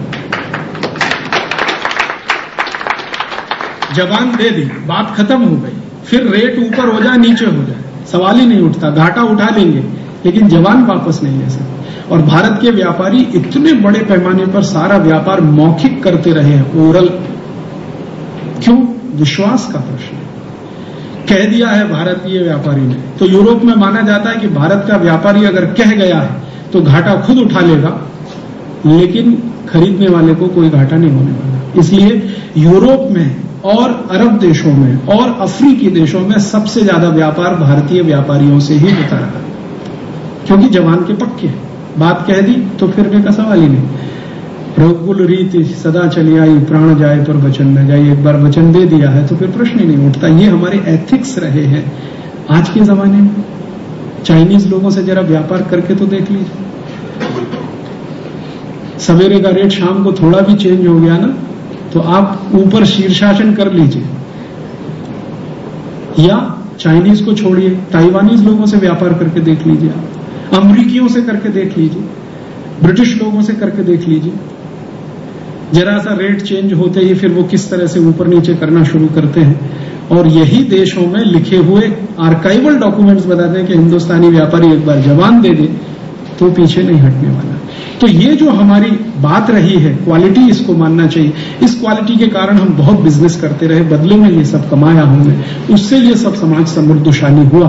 अब जब इतना सब संपत्ति इकट्ठी हुई तो विदेशियों ने लूटने के लिए यहां आना शुरू किया, नहीं तो क्यों आएंगे। भारत में 2 तरह के विदेशी आए। 10th सेंचुरी के पहले जो विदेशी आए वो ज्ञान लेने आए इस देश में, जैसे ताइवान से आए, चाइना से आए, जापान से आए, जिन्होंने बौद्ध धर्म यहां सीखा, फिर अपनाया, फिर लेके चले गए। वेनसांग का नाम आपने सुना, और भी ऐसे। चेंग हो नाम का एक बड़ा चाइनीज है जो भारत में 14 बार आया है, आर्मी ऑफिसर है, नेवल ऑफिसर है, और इतना प्रभावित हुआ है कि भारत के कई राजाओं से उसने एग्रीमेंट किया है और वो भारत की नेवल सिक्योरिटी के काम में लगा रहा बहुत साल तक। चेंग हो up to 14th century Bharat की पूरी ये कोस्टल बेल्ट की सुरक्षा एक चाइनीज एडमिरल करता रहा, उसकी आर्मी करती रही। वो प्रभावित हुए हैं भारत से, यहां से बुद्धिज्म उन्होंने लिया है। तो 10वीं शताब्दी के पहले कुछ लोग आए भारत में, वो आए हैं ज्ञान लेने, धर्म का बात है, अब अध्यात्म की बात है, ईश्वर प्राप्ति की बात है। कहते हैं कि सिर्फ जीवन में भौतिकता ही सब कुछ नहीं है, ईश्वर प्राप्ति भी उसका एक बहुत बड़ा दूसरा हिस्सा है, लक्ष्य है। तो यहां ये जो आध्यात्मिकता रही है, धार्मिकता रही है, इसके लिए भी बहुत सारे विदेशी आते रहे, लेकिन वो 10वीं शताब्दी के पहले। 10वीं शताब्दी के बाद जो विदेशी आए हैं वो मुख्यतः लूटने आए हैं, लुटेरे के रूप में आए। उसके पहले जो आए हैं वो अध्ययन करने आए हैं, अध्यापन करने आए हैं। ये जो अध्ययन और अध्यापन करने विदेशी आए हैं, तो इसका माने यहाँ कोई अध्ययन अध्यापन के केंद्र रहे होंगे, नहीं तो ये कैसे हो सकता है कि विदेशी यहाँ आए अध्ययन करने के लिए। तो जिस समय वेनसांग आया है वो खुद लिख रहा है, वेनसांग की राइटिंग्स हैं, चाइनीज में उपलब्ध है, अभी उनका इंग्लिश ट्रांसलेशन भी आ गया है। वो कहता है कि जब मैं भारत गया अध्ययन करने के लिए, सीखने के लिए, उस समय भारत में 14 विश्वविद्यालय चलते थे। वेनसांग के टाइम में 14 विश्वविद्यालय, तक्षशिला एक है, नालंदा एक है, तपोवन एक है। वो टाइम में आपको मालूम है गुजरात में एक विश्वविद्यालय था, नडियाद में, जब वेनसांग भारत आया था। नडियाद में एक यूनिवर्सिटी है, तक्षशिला में है, नालंदा में है, कुशीनगर में है, पटना के पास एक जगह है आरा, वहां पर है। ऐसे 14 स्थान का वर्णन वो कर रहा है। और वो कह रहा है किसी भी यूनिवर्सिटी में 10,000 से कम विद्यार्थी नहीं। और वो कहता है कि 10,000 विद्यार्थियों को व्यवस्था करने वाला जो होता है उसी को भारत में कुलपति कहते हैं, जो दुर्भाग्य से आज वाइस चांसलर हो गया हमारे। ये वाइस चांसलर कुछ अलग चीज है और कुलपति कुछ अलग चीज है। हमने तो रेड़ मार दिया ना अपने देश की भाषा और शब्दों का अंग्रेजी के साथ इक्वेट कर करके। वाइस चांसलर अलग शब्द है, कुलपति अलग। तो वेनसांग कह रहा है कि कुलपति भारत में वो होता है जो 10,000 विद्यार्थियों की व्यवस्था कर सके। और ऐसे 14 विश्वविद्यालय हैं जिनमें कम से कम 10-10 हजार विद्यार्थी पढ़ते हैं। और उनका एरिया बता रहा है कि एक विश्वविद्यालय का एरिया कितना है, कमरे कितने हैं और उनमें क्या क्या विषय पढ़ाए जाते हैं। 18 विषय पढ़ाए जाते हैं जिनका वो वर्णन कर रहा है। और वो कहता है हर एक विश्वविद्यालय की अपनी विशेषता है। कोई मिलिट्री एजुकेशन में एक्सपर्टाइज देता है, कोई मिलिट्री ट्रेनिंग में एक्सपर्टाइज देता है, कोई स्ट्रेटेजी के लिए एक्सपर्ट्स बनाता है, कोई वेद और पुराण में पारंगत बनाता है। ऐसे 14 विश्वविद्यालय का वर्णन आंखों देखा वेनसांग की डायरी का, जो चाइनीज गवर्नमेंट ने अभी थोड़े दिन पहले पब्लिश की है और इंग्लिश में भी उपलब्ध है। उसमें से तो मैंने पढ़ लिया, देख लिया। और सिर्फ वेनसांग नहीं, चेंग हो कह रहा है 14th सेंचुरी में जब आया, वो कहता है कि मैं भी देखता हूं कि एजुकेशन बहुत अच्छा है भारत में। और 1840s में ब्रिटिश पार्लियामेंट के ऑर्डर पर एक सर्वे किया गया भारत में। वो सर्वे का रिपोर्ट भी है 200 पन्ने का। वो रिपोर्ट मैं यहां लाया हूं, आप में से किसी को इंटरेस्ट हो तो फोटोकॉपी कर सकते हैं, नहीं तो मेरी सीडी ले सकते हैं, सीडी से कॉपी कर सकते हैं। वो रिपोर्ट बताती है अप टू 1840s भारत देश में 7,32,000 स्कूल भारत में, टोटल भारत में, पूरा भारत। उस जमाने का भारत आप कहते हैं, माने पाकिस्तान भी भारत का हिस्सा है, बांग्लादेश भी उस समय भारत का हिस्सा है और बर्मा का एक बहुत बड़ा हिस्सा भारत में है। तो अप टू 1840s भारत में 7,32,000 स्कूल, 11,377 कॉलेजेस हायर स्टडीज के भारत में है अप टू 1840s, माने भारत का जब सबसे गिरा हुआ समय है 1840। और मैंने जब ये पता करने की कोशिश की कि ये 7,32,000 जो स्कूल हैं ये है कहां, तो पता चला कि लगभग उतने ही गांव हैं उस समय भारत में जितने स्कूल हैं, माने हर गांव में एक स्कूल है। और एक अंग्रेज अधिकारी जिसने ये सर्वे किया उसका नाम है W.G. लिटनर। वो लिख रहा है कि 96% लिटरेसी रेट है भारत में अप टू 1840s। और वो कह रहा है कि हाईएस्ट लिटरेसी रेट भारत में साउथ में है, दक्षिण जिसको हम कहते हैं। पहले वो मद्रास प्रेसिडेंसी था, आज उसके 4 हिस्से हैं, कर्नाटक, तमिलनाडु, आंध्रा और केरल। पहले ये मद्रास प्रेसिडेंसी, तो अगर मद्रास प्रेसिडेंसी में तो लगभग 100% लिटरेसी रेट है। और डिस्ट्रिक्ट वाइज उसने किया, बाय माइक्रो सर्वे है, बहुत माइक्रो लेवल। और सर्वे में उसने बताया कि कितने विद्यार्थी हैं, लड़के कितने हैं, लड़कियां कितनी हैं। और आप सुनकर आश्चर्य करेंगे कि लड़के और लड़कियों का परसेंटेज लगभग बराबर है अप टू 1840s। 54% लड़के हैं और 46% लड़कियां हैं स्कूलों में। हायर लर्निंग स्टडीज के जो सेंटर हैं 11,000 से ज्यादा, वो कह रहे हैं कि इसमें भी परसेंटेज लगभग बराबर है, माने शिक्षा ये है। और वो कह रहा है कि ये शिक्षा किसकी दे रहे हैं, तो वो कह रहा है कि ये शिक्षा जो है ऐसी शास्त्रों की है जो जीवन के काम आते हैं। जैसे मैथमेटिक्स पढ़ा रहे हैं हम अप टू 1840s, फिजिक्स पढ़ाते हैं हम, एस्ट्रोफिजिक्स पढ़ाते हैं 1840s में इस देश में, जो आज कोई कल्पना नहीं करता। स्कूल में तो कोई कल्पना नहीं करता कि उसको एस्ट्रोफिजिक्स पढ़ाया जा सकता है, यहाँ पढ़ाया जाता है इस देश में। कंस्ट्रक्शन के लिए काम, इंजीनियरिंग पढ़ाया जाता है। और वो लिटनर कह रहा है कि भारत के इन स्कूलों में जो पढ़ने वाले विद्यार्थी हैं वो पढ़ने के बाद करते भी हैं उसको जो पढ़ाया गया है, उसको सीखते हैं और फिर करते हैं। वो एक उदाहरण दे रहा है कि भारत में 1840s के आसपास और उसके पहले जितने भी डैम्स बने हैं वो भारत के गुरुकुल के विद्यार्थियों ने बनाए। आपको कल्पना हो सकती है कि दुनिया का सबसे पहला डैम भारत में बना, 12th सेंचुरी में 1230 में। दुनिया का सबसे पहला डैम भारत में बना 1230 में, और ये डैम बना है तंजावुर में, कावेरी नदी पर। आप आज जाइए, वो खड़ा है अभी भी, डैम खत्म नहीं हुआ है। उस डैम की विशेषता क्या है? आप में से कोई भी अगर तमिलनाडु के होंगे तो मेरी बात बहुत अच्छे से समझ आएंगे, नहीं है तो कभी एक बार देख आइए। नेहरू जी ने भाखड़ा नागल बांध को भारत का मंदिर कहा था। उनकी ही बात में कहूं तो भारत का वो सबसे बड़ा मंदिर है जो तंजावुर में बना है, कावेरी नदी पर है। उसकी विशेषताएं क्या है? सबसे बड़ी विशेषता यह है कि वो दुनिया का पहला डैम है। दुनिया का पहला डैम है, कोई देश ने उसके पहले डैम नहीं बनाया। एक दूसरी विशेषता यह है कि वो डैम बनाने के समय नदी के प्रवाह को रोका नहीं गया, जो आज कोई सोच नहीं सकता। और इंस्क्रिप्शंस में लिखा हुआ है, आप जाएंगे तमिल में लिखा है, एक पत्थर लगा हुआ है, उस पर खुदा हुआ है, वो तमिल में है। मैंने उसका हिंदी कराया, अंग्रेजी कराया। उसका मतलब क्या? उसका मतलब ये है कि ये बांध बनाते समय नदी के पानी को रोका नहीं गया। आजकल क्या होता है, डैम बनाने के लिए आप कुछ भी शुरू करते हैं, इधर पानी रोकते हैं, इधर पानी रोकते हैं, बिना पानी रोके डैम बनाए। और वो ये कहते हैं कि चूंकि बहते हुए पानी पर हमने ये डैम बनाया, इसलिए इसका शेप दुनिया में यूनिक है, माने उसके शेप का दूसरा कोई डैम दुनिया में नहीं है। शेप क्या है? वो जिगजैग शेप का डैम है। जेड होता है ना, जेड, इस शेप में वो डैम बना हुआ है कावेरी नदी पर तंजावुर। अभी भी जिंदा है, मरा नहीं है, खत्म नहीं हुआ। अच्छा, मैंने बहुत सोचना शुरू किया कि इन लोगों ने ये जेड क्यों बनाया। ये एक सीधी सीधी स्ट्रेट लाइन में, जैसे आज हमारे यहाँ परंपरा है, भाखड़ा नागल डैम को देखो या हीराकुड को देखो, एक सीधे स्ट्रेट लाइन में दीवार खड़ा कर दी पानी रोकने के लिए। इन्होंने सीधी दीवार क्यों नहीं खड़ी की, जिगजैग शेप में क्यों की? तो जो हमारे देश में इस विषय के जो विशेषज्ञ हैं, आप जानते हैं भारत में सबसे बड़ा विश्वविद्यालय रुड़की में, जो बहुत बड़ा एक्सपर्टाइज है जिनके पास ये डैम बनाने का, वहां के कुछ इंजीनियरों को मैं पूछने गया तो उन्होंने कहा ये कॉमन सी बात है समझने की कि जब आप सीधी स्ट्रेट लाइन में डैम बनाते हैं और नदी का बहाव बहुत तेज होता है तो उसके टूटने की संभावना सबसे ज्यादा, क्योंकि प्रेशर बहुत है। लेकिन जब आप इसको जेड शेप में बनाते हैं तो प्रेशर डिस्ट्रीब्यूट हो जाता है हर दीवार पे, तो टूटने की संभावना ना के बराबर है। माने इतनी अकल डैम बनाने में 12वीं शताब्दी के भारतवासियों को है। आज के हमारे इंजीनियर्स वो डैम नहीं बना पाते, वो सोच भी नहीं पाते।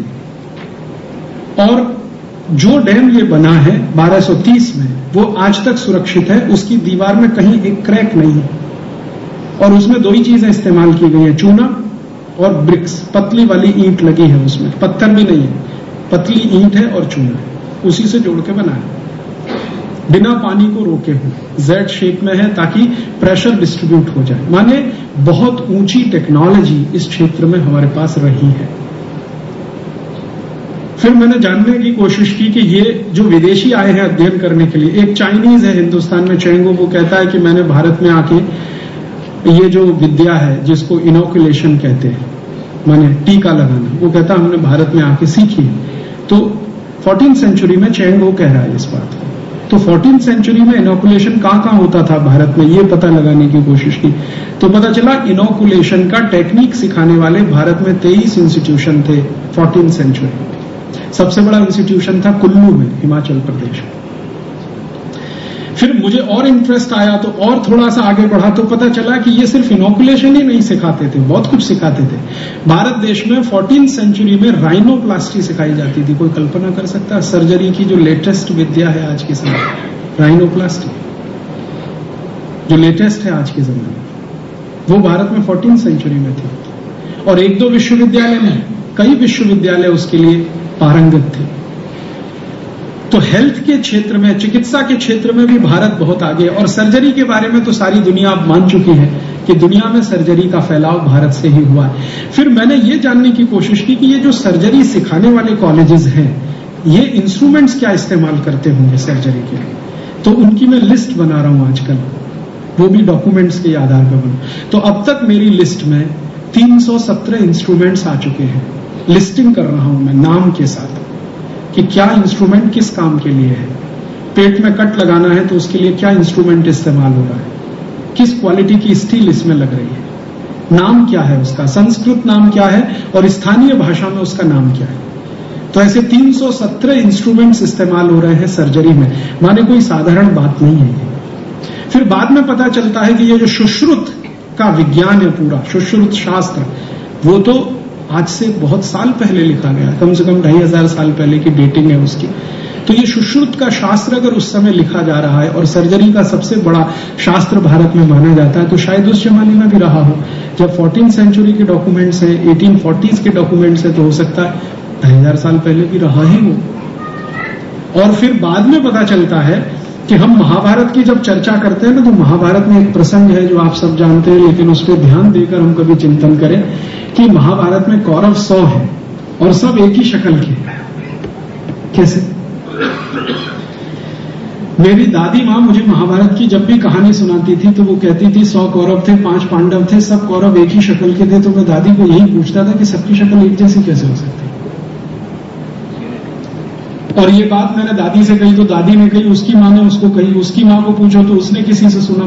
तो ये सुनते सुनते चला आया है। इसका आधार क्या है? 100 के 100 कौरव एक जैसे, लंबाई भी एक जैसी, चौड़ाई भी एक जैसी, चेहरे का हाव भाव सब एक जैसा, हाथ पैर सब एक जैसे, ये कैसे संभव है? ये तभी संभव है जब कोई क्लोनिंग टेक्नोलॉजी इस देश में रही होगी, अदरवाइज ये हो नहीं सकता। Cloning technology. और हम अब तो मान चुके हैं महाभारत अब सिर्फ माइथोलॉजी नहीं है, वो प्रूव हो चुका है। 5000 साल पहले महाभारत हुआ था, ये सभी ने मान लिया है। रामचंद्र जी के समय में लंका पर पुल बनाया गया था, ये अमेरिका ने भी स्वीकार कर लिया, नासा ने। उनको अभी एक दीवार मिली है जिसको उन्होंने स्वीकार कर लिया है कि हाँ ये वही दीवार है, और उसका डेटिंग किया गया है तो वो त्रेता युग का डेटिंग निकलता है जो रामचंद्र जी का समय है। तो ये सिर्फ माइथोलॉजीज नहीं है, हिस्ट्री है। और अगर ये सब रहा इस देश में तो इसका माने भारत सच में महान देश था। अगर इन सब का कुछ कंक्लूजन करें तो महान देश था। और हमारी महानता क्या थी? यही सब हमारी महानता रही है। लेकिन हम इस महानता को जान सकें, इससे हम वंचित रहे, क्योंकि हमने जो इतिहास पढ़ा है वो अंग्रेजों का लिखा हुआ पढ़ा है।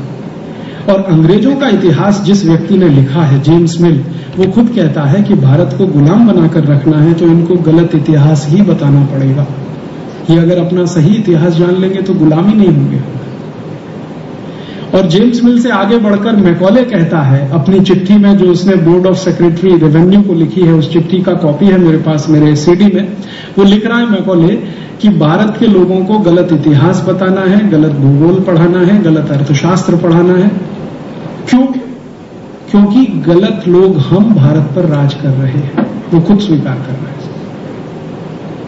वो अपने सेक्रेटरी को लिख रहा है जो सबसे बड़ा अधिकारी है उस जमाने। वो कह रहा है भारत के लोगों को गलत इतिहास पढ़ाना, गलत भूगोल पढ़ाना, गलत अर्थशास्त्र पढ़ाना, गलत कृषि शास्त्र पढ़ाना। क्यों? क्योंकि हम जैसे गलत लोगों के हाथ में इस समय भारत है, तो इनको सही तो कुछ नहीं पढ़ा सकते। क्योंकि अगर ये सही पढ़ने लगे, सही जानने लगे, तो ये तो हमारे कब्जे में आने से रहे। इसलिए इनको सब कुछ गलत पढ़ाना। तो वो सब कुछ गलत पढ़ाने के लिए अंग्रेजों ने जो कुछ किया है, वो एक अद्भुत काम, एक कॉन्वेंट स्कूल सिस्टम इस देश में डाल दिया, जो अंग्रेजों के समय बहुत छोटा मोटा था और अब अंग्रेजों के जाने के बाद इतना बड़ा हो गया है कि भारत में अब कोई छोटा सा गांव नहीं है जहां पर कॉन्वेंट स्कूल ना हो। अब तो भारत में बजरंगबली कॉन्वेंट स्कूल है। हाँ, आप चलिए मैं आपको दिखाता हूं। मुंबई में ग्रांट रोड के स्टेशन के पास बजरंगबली कॉन्वेंट स्कूल है। कॉन्वेंट स्कूल होगा? हाँ, भगवान कृष्ण कॉन्वेंट स्कूल भी कहीं मिल जाएगा, ढूंढेंगे तो राम के नाम पे भी मिल। और उसको चलाने वाले व्यक्ति को मैंने पूछा कि ये बजरंगबली का कॉन्वेंट से क्या रिश्ता है, क्या रिश्ता है बजरंगबली और कॉन्वेंट का? तो उसको नहीं मालूम। तो अंग्रेज कभी छोड़कर गए जो कॉन्वेंट स्कूल, वो आज इतने हो गए हैं हिंदुस्तान में कि हर गली कूचे में। और उन कॉन्वेंट स्कूलों में जो कुछ पढ़ाया जा रहा है वो वही है जो मैकॉले लिखकर छोड़ गया। गलत इतिहास, गलत भूगोल, गलत अर्थशास्त्र, गलत शिक्षा शास्त्र, सब कुछ गलत। और दुर्भाग्य से हमारे बच्चों को हम उनमें भेजकर गर्व महसूस कर रहे हैं कि ये कुछ आगे बढ़ने वाले हैं। मैं आपको भारत के बारे में एक बात तो बहुत दावे से कह सकता हूं, एक्सेप्शन को छोड़कर भारत के कॉन्वेंट्स के पढ़े हुए विद्यार्थियों ने भारत में कुछ भी खड़ा नहीं किया आज तक। और जो विद्यार्थी भारत में कभी कॉन्वेंट में पढ़ने नहीं गए, साधारण म्युनिसिपल कॉरपोरेशन के स्कूलों में पढ़े या कभी स्कूल ही नहीं गए, उन्होंने 60-60 हजार करोड़ के एम्पायर खड़े किए हैं भारत में।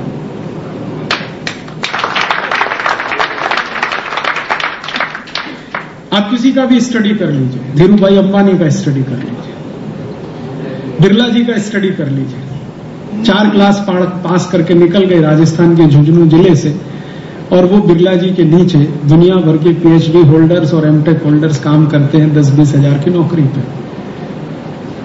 धीरूभाई अंबानी का कहानी हमारे सामने है। जमशेद जी टाटा की कहानी आप सुन लीजिए। जमशेद जी टाटा के बाद की पीढ़ी की बात नहीं करता, जमशेद जी टाटा की बात करता हूं, जो नवसारी से निकले। और आप देखिए उनकी, जिन लोगों ने कभी कॉन्वेंट का मुंह नहीं देखा, जो कभी स्कूल में भी नहीं गए, जिनका कोई फॉर्मल एजुकेशन नहीं हुआ, उन्होंने हजारों करोड़ के एम्पायर खड़े किए हैं। उनमें से एक भरत भाई हैं जो बड़े गर्व से कहते हैं मैं कभी स्कूल नहीं गया। भरत भाई की जिस बात से मैं सबसे ज्यादा प्रभावित हूं, उनकी ये बात, वो बड़े गर्व से कहते हैं मैं तो कभी स्कूल नहीं गया। और आप भरत भाई की क्वालिटीज जानते हैं, वो किसी भी मल्टीनेशनल कंपनी के चीफ एग्जीक्यूटिव ऑफिसर से कम नहीं। फंक्शनल नॉलेज उनको इतना है कि वो किसी भी अच्छी इंडस्ट्री को रन कर रहे हैं और उससे भी बड़ी इंडस्ट्री को रन करने की कैपेसिटी है। और ऐसे बहुत लोग मिल जाएंगे आपको भारत में। अर्थात मैं कहना ये चाहता हूं कि अंग्रेजों के दिए गए कॉन्वेंट स्कूलों में से जो निकले हुए लोग हैं, उन्होंने कभी देश में ऐसा कुछ करके नहीं दिखाया जो गर्व करने लायक हो कि देखो हमने ये कर दिया। ना तो बेसिक रिसर्च में कुछ किया आज तक, ना कोई बेसिक रिसर्च में किया, नहीं तो आईसीएस जैसी नौकरी में जाकर कोई ऐसा काम किया जो गर्व करने लायक हो। जो आईसीएस ऑफिसर ने भारत में कुछ गर्व करने लायक काम किए भी हैं, वो सब म्युनिसिपल कॉरपोरेशन के स्कूलों में से पढ़कर गए हुए आईसीएस ऑफिसर। ना कोई ऐसा इंजीनियरिंग का काम किया जिस पे हम गर्व कर सके। हाँ, इतना जरूर है कि ये कॉन्वेंट स्कूलों से निकले हुए भारत के विद्यार्थियों ने बंधुआ मजदूरों की उस प्रथा को पुनर्जीवित कर दिया है, सॉफ्टवेयर इंजीनियर के नाम पर, जो कभी अंग्रेजों द्वारा शुरू की गई थी इस देश में। अंग्रेज थे ना, इंडेंचर्ड लेबर यहां से लेके जाते थे, वैसे ही अब भारत में एक नई पौध बन रही है, सॉफ्टवेयर इंजीनियर। वो सब गुलामों की तरह से जाकर अमेरिका और यूरोप में काम कर रहे हैं, कोई गर्व का काम नहीं कर रहा। और उनसे जब मैं कहता हूं कि भैया तुम सब सॉफ्टवेयर पे इतना क्यों लगे हुए, हार्डवेयर पे बात क्यों नहीं करते? अगर मास्टरी करनी है कंप्यूटर की तो हार्डवेयर पे जाना पड़ेगा, ये सॉफ्टवेयर तो कुछ भी नहीं है। उस पे बात क्यों नहीं करते, उस पे काम क्यों नहीं करते?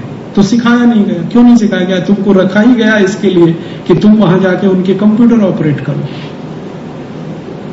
तो जिनको हम कहना नहीं चाहते, लेकिन सही बात तो ये है कि हमने कुछ बॉडी शॉपिंग करने के लिए खड़े कर दिए हैं कुछ लोग, जो दुनिया के दूसरे देशों में जाके नौकरियां करते रहे और उनकी जी हजूरी करते रहे, जैसे कभी अफ्रीका में हमने किया है। तो अंग्रेज छोड़ गए जो कॉन्वेंटियन एजुकेशन सिस्टम, उसमें मैकॉले खुद कहता है कि मैं भारतवासी ऐसे पैदा करना चाहता हूं जो शरीर से भारतवासी हो, आत्मा से अंग्रेज हो।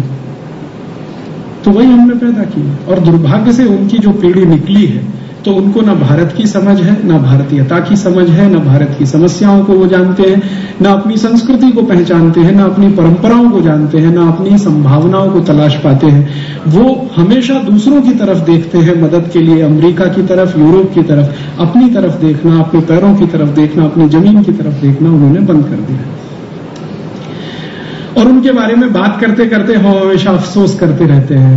हमें हमेशा अफसोस होता है कि हमारे बच्चों को गुजराती नहीं आती है, कोई कहता है हमारे बच्चों को तमिल नहीं आती है, कोई कहता है मलयालम नहीं आती है, कोई कहता है तेलुगु नहीं आती है, अंग्रेजी आती है, फ्रेंच भी आती है, जर्मन भी आती है, लेकिन तमिल, तेलुगु, मलयालम नहीं आती।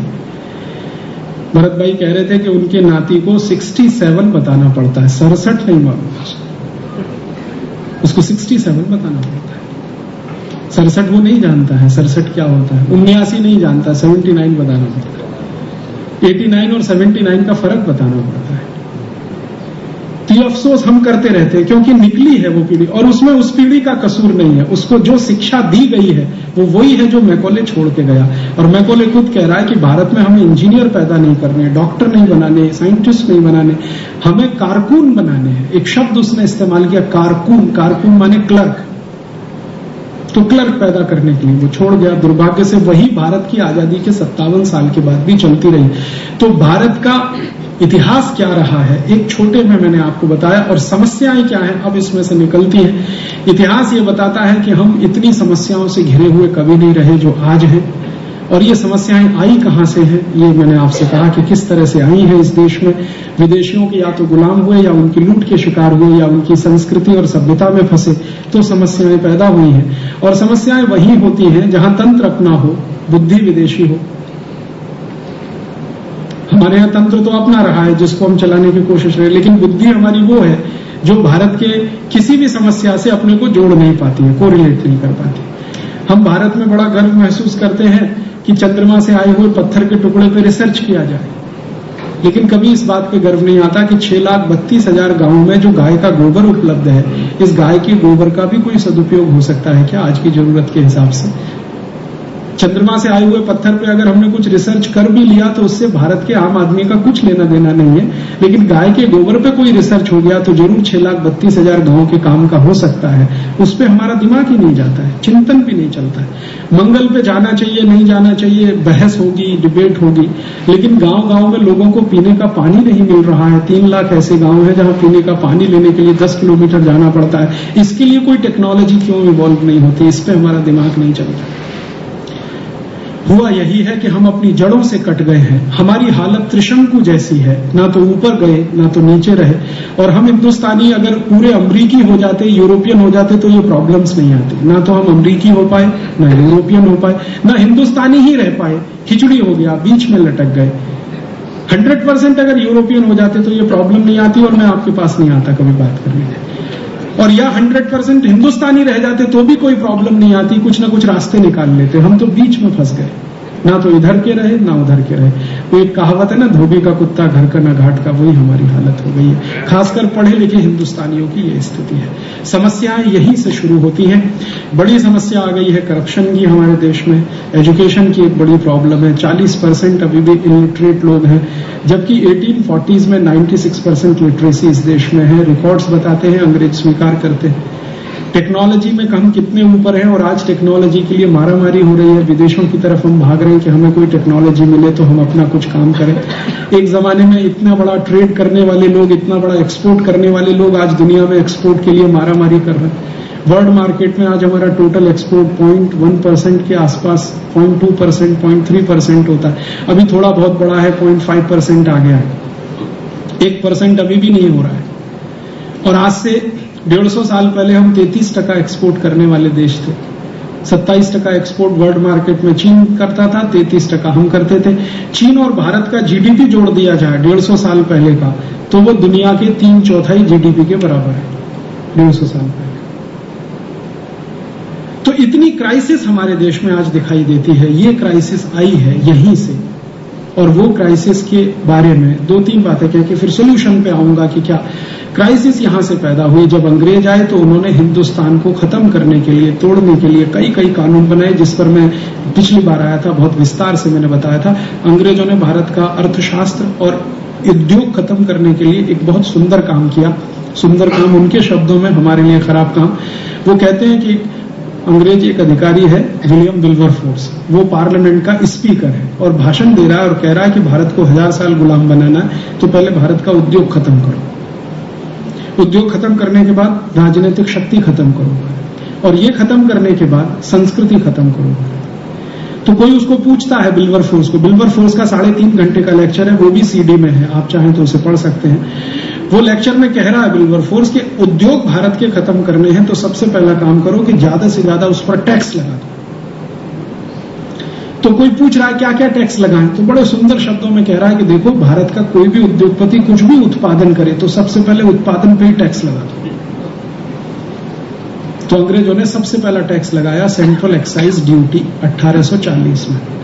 फिर कह रहा है कि जो व्यक्ति उत्पादन करेगा वो माल जरूर बेचेगा, तो बेचने पर टैक्स लगा दो। तो दूसरा लगा दिया सेल्स टैक्स। फिर वो कह रहा है कि माल बेचेगा तो मुनाफा कमाएगा, तो उसके मुनाफे पर टैक्स लगा दो। तो फिर लगा दिया इनकम टैक्स। फिर वो विल्बरफोर्स कह रहा है कि कोई भी हिंदुस्तानी उद्योगपति माल बेचने के लिए एक गांव से दूसरे गांव में जाएगा, तो जिस गांव में जाएगा गांव में घुसते ही टैक्स लगा दो उसके। फिर वो कहता है कि गांव में आने जाने के लिए सड़क का इस्तेमाल करेगा, तो उस सड़क का भी टैक्स लगा दो उसके ऊपर। फिर वो कह रहा है कि अंग्रेजों की सरकार के बनाए गए पुल पर से जाएगा तो पुल का भी टैक्स लगा दो उसके ऊपर, toll tax, road tax, entry tax, exit tax. और वो कहता है इतने टैक्स लगा दो कि ये दे ना सके। तो एक एमपी पूछ रहा है तो फायदा क्या? अगर हम इतने ही टैक्स लगा दें कि ये दे ना सके तो फायदा क्या? तो विल्बरफोर्स कह रहा फायदा उसी में है। क्या है कि हिंदुस्तानी बहुत ईमानदार है, तो टैक्स भरने की कोशिश करेंगे। ईमानदारी से टैक्स भरेंगे तो सब बर्बाद हो जाएंगे, और अगर टैक्स भरेंगे नहीं तो बेईमानी करेंगे, बेईमानी करेंगे तो कमजोर बनेंगे, और कमजोरों को गुलाम बनाना आसान होता है। तो कह रहा हमारे दोनों हाथ में लड्डू हैं, या तो हिंदुस्तानी सब ईमानदारी से टैक्स भरेंगे तो बर्बाद हो जाएंगे, टैक्स नहीं भरेंगे तो बेईमान होंगे, बेईमान होंगे तो गुलाम बनाना आसान है, हमको तो दोनों ही काम करना। तब पूरा पार्लियामेंट एक स्वर से कहता है हाँ आपकी बात स्वीकार, चलो कानून बनाना शुरू करो। तो अंग्रेजों ने 1840 से ये कानून बनाने शुरू कर दिए। विस्तार से मैंने पिछले लेक्चर में कहा था, सिर्फ इशारे से कह रहा हूं, यही कानून आज तक भारत में लगे हुए हैं। आपको सुनकर दुख होगा, मुझे बहुत कांटे की तरह से ये चुभता है। 1860s में जब सबसे पहले इंडियन इनकम टैक्स आया, अंग्रेजों ने 97% इनकम टैक्स लगाया था। माने आप 100 रुपए कमाई कर रहे हैं तो 97 रुपए अंग्रेजी सरकार को दीजिए, 3 रुपए अपने पास रखिए। और वो 97% इनकम टैक्स हिंदुस्तान में आजादी आने के 35 साल बाद तक लगा रहा। आजादी आने के 35 साल बाद तक लगा रहा। आज भी वो 35% आया है।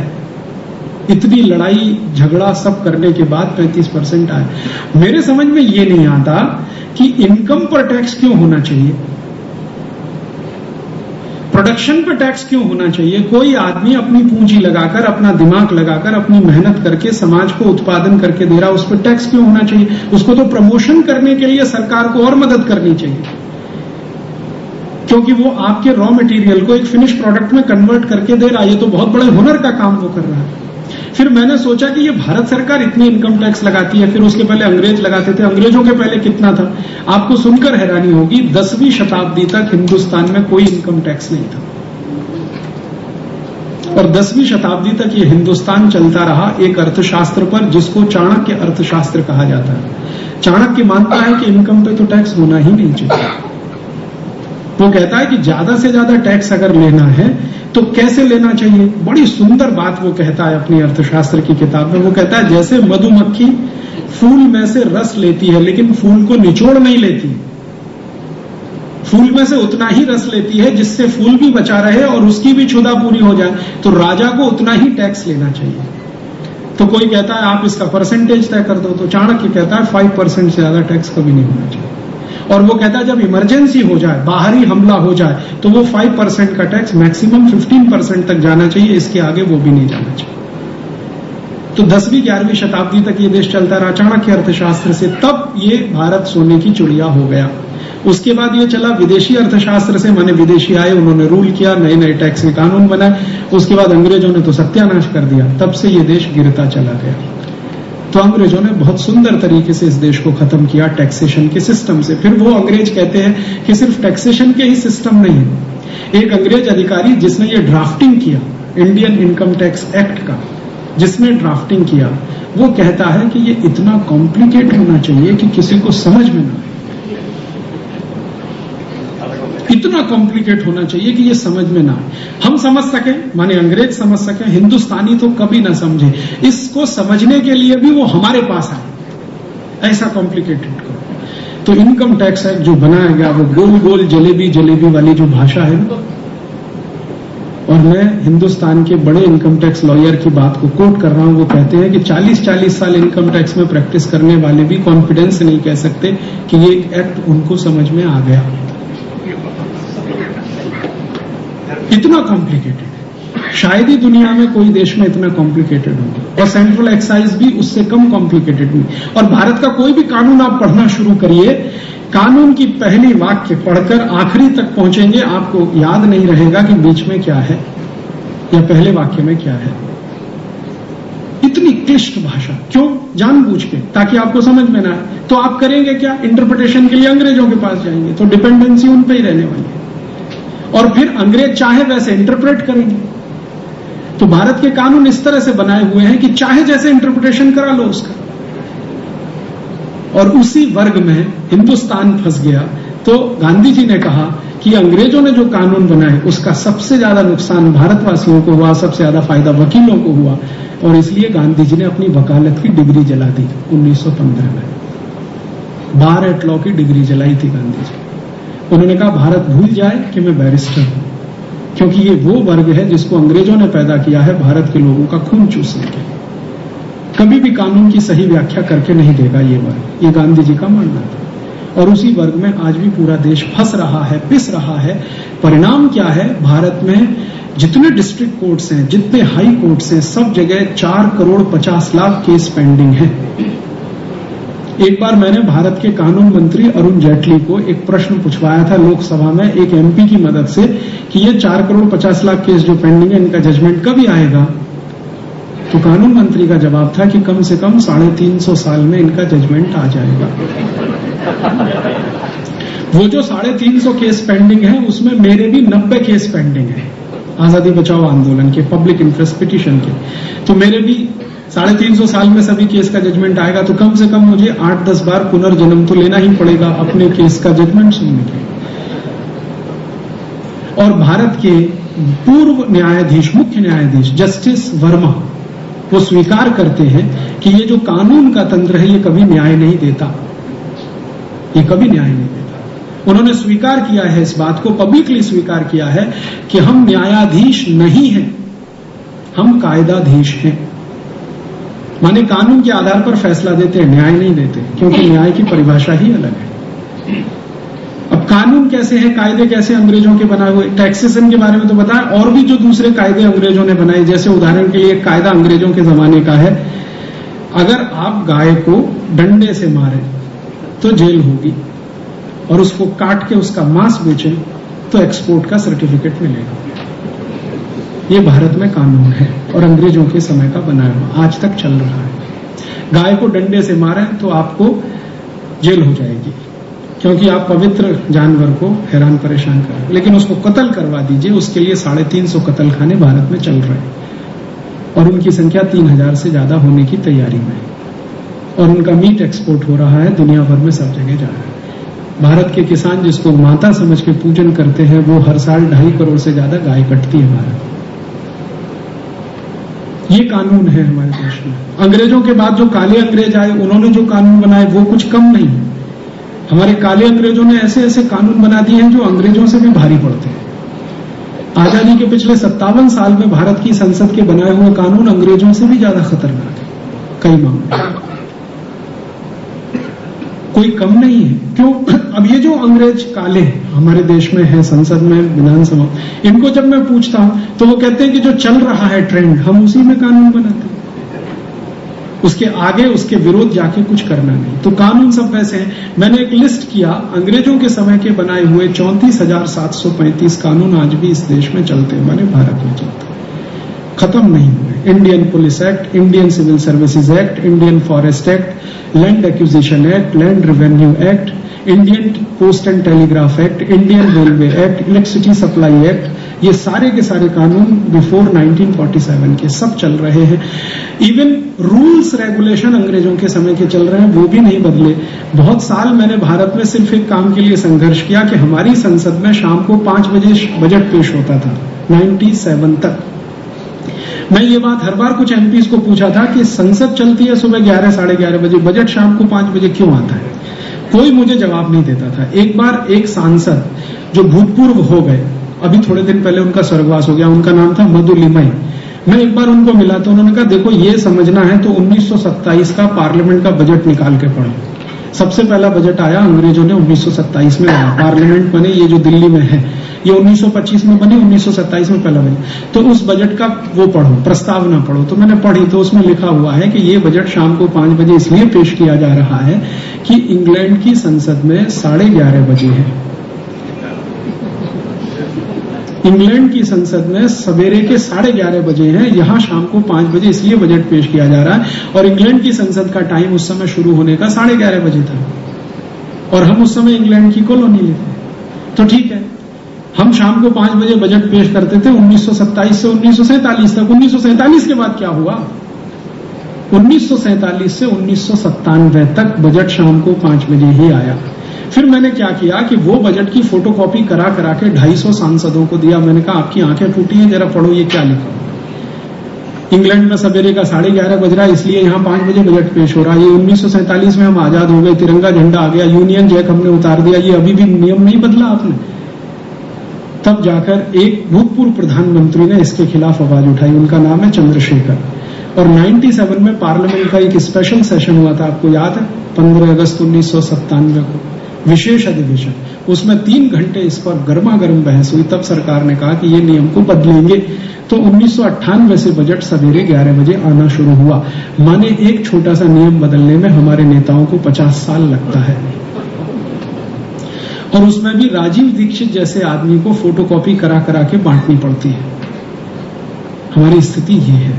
तो बाकी नियम कानून की आप क्या बात करेंगे? तो भारत के सामने सबसे बड़ी जो चुनौती है और जो सबसे बड़ी अव्यवस्था है वो है अंग्रेजों के बनाए हुए कानून नियम, सारे के सारे, हर क्षेत्र में, एजुकेशन में, इकोनॉमी में, एग्रीकल्चर में, सब जगह वही नियम है। आज भी हिंदुस्तान के किसानों से जमीन छीनी जाती है, आप जानते हैं, लैंड एक्विजिशन एक्ट के आधार पर। मैं किसान हूं, खेती करता हूं, कल को एक अधिकारी आएगा, कहेगा ये जमीन सरकार लेगी, मुआवजा मिले ना मिले दे दो सरकार को। मैं नहीं देना चाहता, फिर भी डंडे मारेंगे, पीटेंगे, जेल में बंद कर देंगे, कहेंगे आप सरकार के काम में अड़ंगा लगाते हो।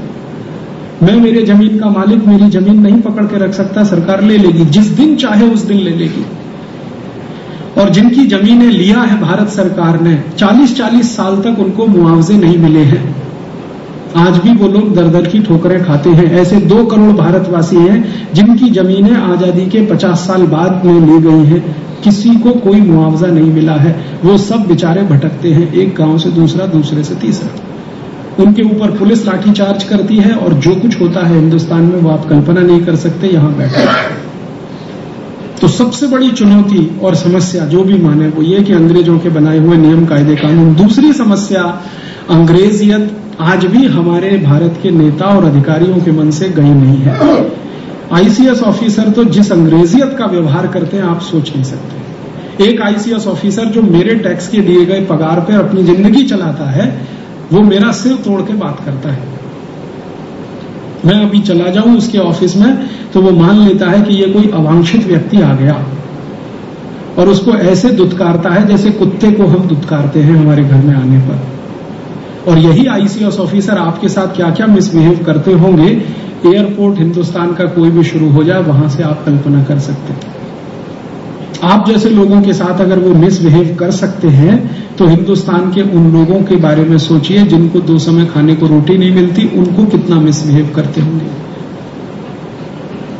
आपके जैसे ताकतवर लोगों को, जिनके बारे में सरकार भी थोड़ा डरती है, घबराती है, प्रवासी भारतीयों का सम्मेलन बुलाती है कि ये हमसे बहुत नाराज ना हो जाए, बार बार आपको निमंत्रण देने के लिए मंत्री आता है, आपके यहाँ आके चिरौरी करता है कि आइए आइए, हम आपके लिए ही ये सब कर रहे हैं। कि जिनसे आपके साथ क्या क्या मिसबिहेव होता है प्रवासी सम्मेलनों में, वो भी मैंने मेरी आंखों से देखा है। अधिकारी सब आगे की सीट पे आगे जम के बैठ जाएंगे, आपको पीछे की जगह नहीं मिलेगी प्रवासी भारतीय सम्मेलन। खाने को रोटी भी ना मिले, वो रोटी सब आपकी खा जाएंगे सब।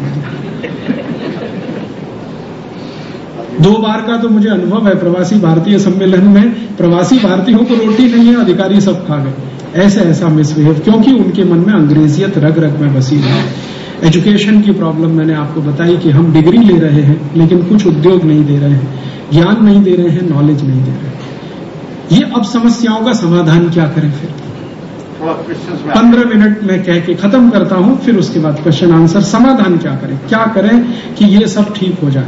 अब इसमें 2 रास्ते हैं। एक रास्ता तो ये है कि भारत की इस पूरी व्यवस्था को, जो आज भी हमारे ऊपर है, अंग्रेजियत की है, इसको बदलने के लिए कोई बहुत बड़ा रिवॉल्यूशन हो। जैसा गांधी जी कहते थे, 15 अगस्त 1947 को गांधी जी ने कहा कि भारत में अभी आजादी आई नहीं है, सिर्फ वोट देने का अधिकार हमें मिला है, इससे आजादी का कोई लेना देना नहीं। आजादी लाने के लिए अभी आगे संघर्ष करना पड़ेगा। और गांधी जी ने इसके लिए बहुत स्पष्ट कहा था कि आजादी लाने के लिए आगे जो संघर्ष करना पड़ेगा, उसके लिए कांग्रेस को डिसॉल्व करना पड़ेगा। ये गांधी जी ने बिल्कुल स्पष्ट कहा था, और उन्होंने मसविदे में लिखा था। अपनी प्रार्थना सभा में बोला था, अखबारों ने छापा भी था इसको, लेकिन गांधी जी की हत्या के बाद ये बात आई गई हो गई। तो गांधी जी ने कहा, और वो सब लोगों ने आज भी स्वीकार किया कि अंग्रेजियत गई है, अंग्रेजियत नहीं गई है, अंग्रेज गए हैं, तंत्र वही है, स्वतंत्रता अभी नहीं आई है, अभी भी हम दूसरे तंत्र में रह रहे हैं। मानसिकता भारतीयता की है, तंत्र पूरा अंग्रेजियत का है, अब इसमें कोई तालमेल नहीं बैठता है। इसलिए तो अब एक तो ये विकल्प है जो गांधी जी कहते थे कि कोई बड़े पैमाने पर फिर से दूसरा स्वतंत्रता संग्राम शुरू हो, उसमें कोई लोगों को फिर वही भोग देना पड़े जो गांधी जी ने कभी किया, भगत सिंह, उधम सिंह ने किया। एक तो वो रास्ता है। या तो एक तरीका दूसरा ये है कि ये भारत के साधारण लोग जिनके ऊपर ये तंत्र बैठा हुआ है, हम इनको इतना ऊंचा उठा दें, इतने ताकतवर बना दें, एक शब्द है एम्पावरमेंट, उनका इकोनॉमिक और पॉलिटिकल एम्पावरमेंट इतना कर दें कि ये खुद से उस तंत्र को पलट दें और अपनी स्वतंत्रता हासिल कर लें। दो रास्ते हैं। पहला रास्ता कोई बड़ा रिवॉल्यूशन हो भारत में, और दूसरा रास्ता कि ये साधारण लोग जो साधारण गांव में रहते हैं उनको इतना एम्पावर कर दिया जाए कि वो अगले 10 साल, 15 साल, 20 साल या 25 साल में अपनी इस खोई हुई स्वतंत्रता को वापस हासिल कर लें। मैं मानता हूं कि ये दूसरा रास्ता है, वो शायद आसान है, प्रैक्टिकल है, तो मैंने उसी रास्ते पे चलना शुरू किया कि भारत के जो साधारण गांव में रहने वाले हजारों लाखों लोग हैं, इनको किसी तरह से एम्पावर किया जाए, इनके दुख दर्दों को कुछ कम किया जाए, इनको थोड़ा ऊपर उठाया जाए, और इनकी मदद से शायद आने वाले 20 साल में, 25 साल में हम ऐसी बात सोच सकते हैं, कल्पना कर सकते हैं, कोई ताकत खड़ी हो जाए जो इस देश की स्वतंत्रता को हासिल कर ले और तंत्र को बदल दे। भारत का जो ऊपर वाला क्लास है, जो अंग्रेजों का जैसा व्यवहार करता है, सरकार में है या सरकार के साथ में, इस क्लास से बहुत उम्मीद नहीं है कि वो कोई रिवॉल्यूशन करेगा। वो अपनी सुरक्षा के साथ बैठा हुआ है अपने अपने स्थानों पे। तो हम लोगों ने ये जो आजादी बचाओ आंदोलन शुरू किया वो इसी दिशा में शुरू किया कि भारत के साधारण नागरिकों को थोड़ा खड़ा कर दिया जाए। तो खड़ा करने के लिए क्या क्या करना, उनकी जो कृषि व्यवस्था है उसमें थोड़ा कुछ सुधार हो सकता है क्या, इस विषय में थोड़ा मैंने रिसर्च किया, अभ्यास किया, तो थोड़ा रास्ता उसमें दिखाई देता है।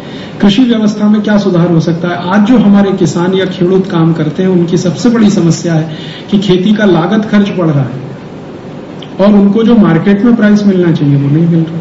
कॉस्ट ऑफ प्रोडक्शन तो बढ़ रहा है लेकिन मार्केट में जो कीमत मिलनी चाहिए, दाम नहीं मिल रहे हैं, तो वो सुसाइड कर रहे हैं। भारत के किसान कितने बड़े पैमाने पर सुसाइड करते हैं वो आप जानते हैं। तो हमने इसको रिवर्स करने की कोशिश की कि कॉस्ट ऑफ प्रोडक्शन खेती का कम हो सके, इसके लिए कुछ कर सकते हैं क्या। तो हमने कुछ एक्सपेरिमेंट किए और उसमें हम सफल हुए। हमने हिंदुस्तान के 60,000 हेक्टेयर जमीन पर कॉस्ट ऑफ प्रोडक्शन 90% कम करा लिया, 90% कम करा लिया कॉस्ट ऑफ। कैसे कम करा लिया, जो किसान यूरिया, डीएपी, सुपरफॉस्फेट इस्तेमाल करते थे उनको हमने ट्रेनिंग दे देकर कह दिया और सिखा दिया कि यूरिया, डीएपी बंद करो, गाय का गोबर, भैंस का गोबर जो किसानों के लिए आसानी से उपलब्ध है गांव में, उसका इस्तेमाल करो। तो पहले उनके मन में डर था कि इससे प्रोडक्टिविटी कम होगी, फर्टिलिटी कम होगी। हमने कुछ एक्सपेरिमेंट के लिए मॉडल गांव बनाए जहां पर पहले ये करके दिखाए। वो मॉडल गांव ने उनको कॉन्फिडेंस दे दिया और हमने जब ये मॉडल गांव बनाए तो उसमें सिद्ध हो गया कि ना तो प्रोडक्टिविटी कम होती है ना फर्टिलिटी कम होती है। गाय का गोबर, भैंस का गोबर, गाय का मूत्र, भैंस का मूत्र, जानवरों का जो कुछ भी वेस्ट है उसको हम मैन्योर के रूप में इस्तेमाल करें, वो हमने करके देख लिया। 60,000 हेक्टेयर में हम आज कर रहे हैं और उसमें से जो कुछ भी प्रोड्यूस हो रहा है वो मार्केट में जब हम बेचने के लिए जाते हैं तो जो नॉर्मल प्राइस है उससे ज्यादा हमें मिल रहा है। कोई भी व्यक्ति को जब हम कहते हैं कि ये गेहूं पैदा किया है बिना यूरिया, बिना डीएपी, बिना सुपर फॉस्फेट, तो वो कहता है जी 20 रुपए किलो दे दो, 25 रुपए किलो दे दो, और हम वो बेच पाते हैं। बाजार में साधारण गेहूं भारत में 10-12 रुपए किलो है, हम जो गेहूं बेच रहे हैं वो 18 रुपए किलो तक आराम से बिकता है। इसी तरह चावल पैदा किया है, दालें पैदा की हैं, फल पैदा कर रहे हैं, सब्जियां पैदा कर रहे हैं। हमारे यहाँ जो भी किसान इस तरह की सब्जी कर रहे हैं उनकी तो हाथों हाथ बिक जाती है, बाजार तक भी नहीं आ पाती।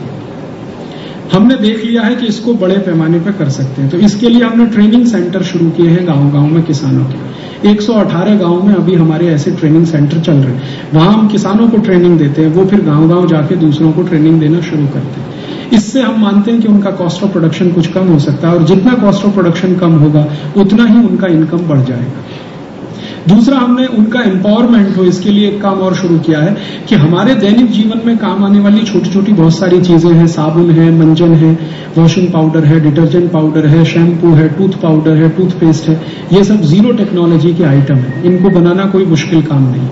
तो हमने वो ट्रेनिंग देना शुरू किया गांव-गांव, और आज वो ट्रेनिंग देकर 55 से ज्यादा प्रोडक्ट्स हैं जो इन गांव में हम बनवाते हैं और बहुत आसानी से देश में बिक जाते हैं। हम शैम्पू बनाते हैं और हमारे शैम्पू का जो बेस है वो भारत के बाजार में बिकने वाले विदेशी कंपनियों के शैम्पू बेस से बिल्कुल अलग है। विदेशी कंपनियां जो शैम्पू बनाती हैं वो सोडियम लॉरेल सल्फेट से बनाते हैं, हम जो शैम्पू बनाते हैं वो आंवला रीठा शिकाकाई से बनाते हैं। विदेशी कंपनियां सोडियम लॉरेल सल्फेट इस्तेमाल करती हैं, हम उसकी जगह गाय के मूत्र का इस्तेमाल करते हैं।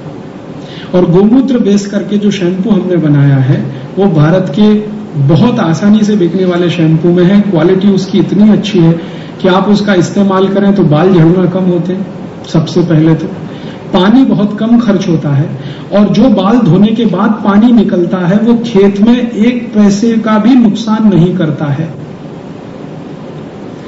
अभी जो सोडियम लॉरेल सल्फेट वाले शैम्पू आप इस्तेमाल करते हैं जिसमें झाग बहुत बनता है, उसका जो पानी है वेस्ट, वो आप खेत में डाल दीजिए, खेत खत्म हो जाएगा आपका, मिट्टी की फर्टिलिटी खत्म हो जाएगी। लेकिन जो गाय के मूत्र का या आंवला रीठा शिकाकाई के बेस का शैम्पू है वो ना तो खेत की मिट्टी को खराब करता है ना पानी को खराब करता है। आप जानते हैं पानी में करोड़ों माइक्रोब्स होते हैं छोटे छोटे, और ये केमिकल सोडियम लॉरेल सल्फेट सबसे ज्यादा उनको मार देता है, और पानी के माइक्रोब्स मरे तो पानी खत्म हो जाता है। हमारे किसी भी ऐसे प्रोडक्ट से 1 पैसे का भी कोई माइक्रोब की हत्या नहीं होती, इसलिए हम उसको अहिंसक शैम्पू करके पूरे भारत में मार्केट करते हैं और बहुत आसानी से वो बिक जाता है। हमारी स्थिति आज ये है कि जितना हम बनाते हैं सब खत्म हो जाता है। हम नए नए सेंटर बढ़ाते जा रहे हैं, फिर भी डिमांड बढ़ती जा रही है, क्योंकि भारत के लोगों में भी अब ये चेतना आ रही है कि उनको ऑर्गेनिक चीजें चाहिए। ऐसे ही हमने साबुन बनाने शुरू किए हैं गांव-गांव में। आप में से चाहें तो कुछ लोगों को मैं सैंपल उपलब्ध करा दूंगा। नारियल का तेल इस्तेमाल करके दुनिया में सबसे पहला साबुन हमने बनवाया है और छोटे छोटे गांव में बनवाया। कोई भी कंपनी पूरे दुनिया में नारियल के तेल का साबुन नहीं बनाती, हम बनाते हैं। और क्यों बनाते हैं नारियल के तेल का? क्योंकि नारियल का तेल भारत में सबसे बड़े पैमाने पे पैदा होता है। दूसरे नंबर पर तिल का तेल। अगर हम हमारे देश का रॉ मटेरियल इस्तेमाल नहीं करेंगे तो दूसरे से कैसे अपेक्षा करेंगे कि वो इस्तेमाल करें? हम चाहे तो वो साबुन पामोलिन ऑयल से बना सकते हैं, लेकिन हम नहीं बनाते क्योंकि वो इम्पोर्ट करना पड़ता है। हम नारियल के तेल का बनाते हैं। नारियल के तेल का साबुन हम 85% TFM का बनाते हैं, और वो साबुन भारत में बड़े आराम से 15 रुपए का 150 ग्राम बिक जाता है, जबकि उसी क्वालिटी का विदेशी कंपनी का साबुन 45 रुपए का 100 ग्राम मिलता है डव, जिसमें वो पामोलिन ऑयल इस्तेमाल करते हैं, नारियल तेल भी कभी नहीं डालते। तो ऐसे छोटे छोटे सामान हमने वॉशिंग पाउडर अभी डेवलप किया है, और वो वॉशिंग पाउडर में हम चैलेंज करते हैं दुनिया की हर कंपनी को। हमने टेस्ट भी करा लिए सभी लेबोरेटरी में कि हमारे वॉशिंग पाउडर से धुले हुए कपड़े का पानी आप खेत में कहीं भी डाल दो और उस मिट्टी को फिर चेक करा लो, उस मिट्टी में 1% भी गिरावट नहीं आएगी। क्यों? हम किसी भी शैम्पू में केमिकल्स इस्तेमाल सबसे कम कर रहे हैं, फिर भी शैम्पू बना रहे हैं, और शैम्पू इस क्वालिटी का है कि आप वॉशिंग मशीन में भी इस्तेमाल करें। और ऐसे ऐसे छोटे छोटे कई प्रोडक्ट्स हमने डेवलप किए हैं। विदेशी कंपनियां जो एरियल नाम का वॉशिंग पाउडर 180 रुपए की, हमारा जो वॉशिंग पाउडर है इस क्वालिटी का जो मैं आपसे कह रहा हूं वो 35 से 40 रुपए की।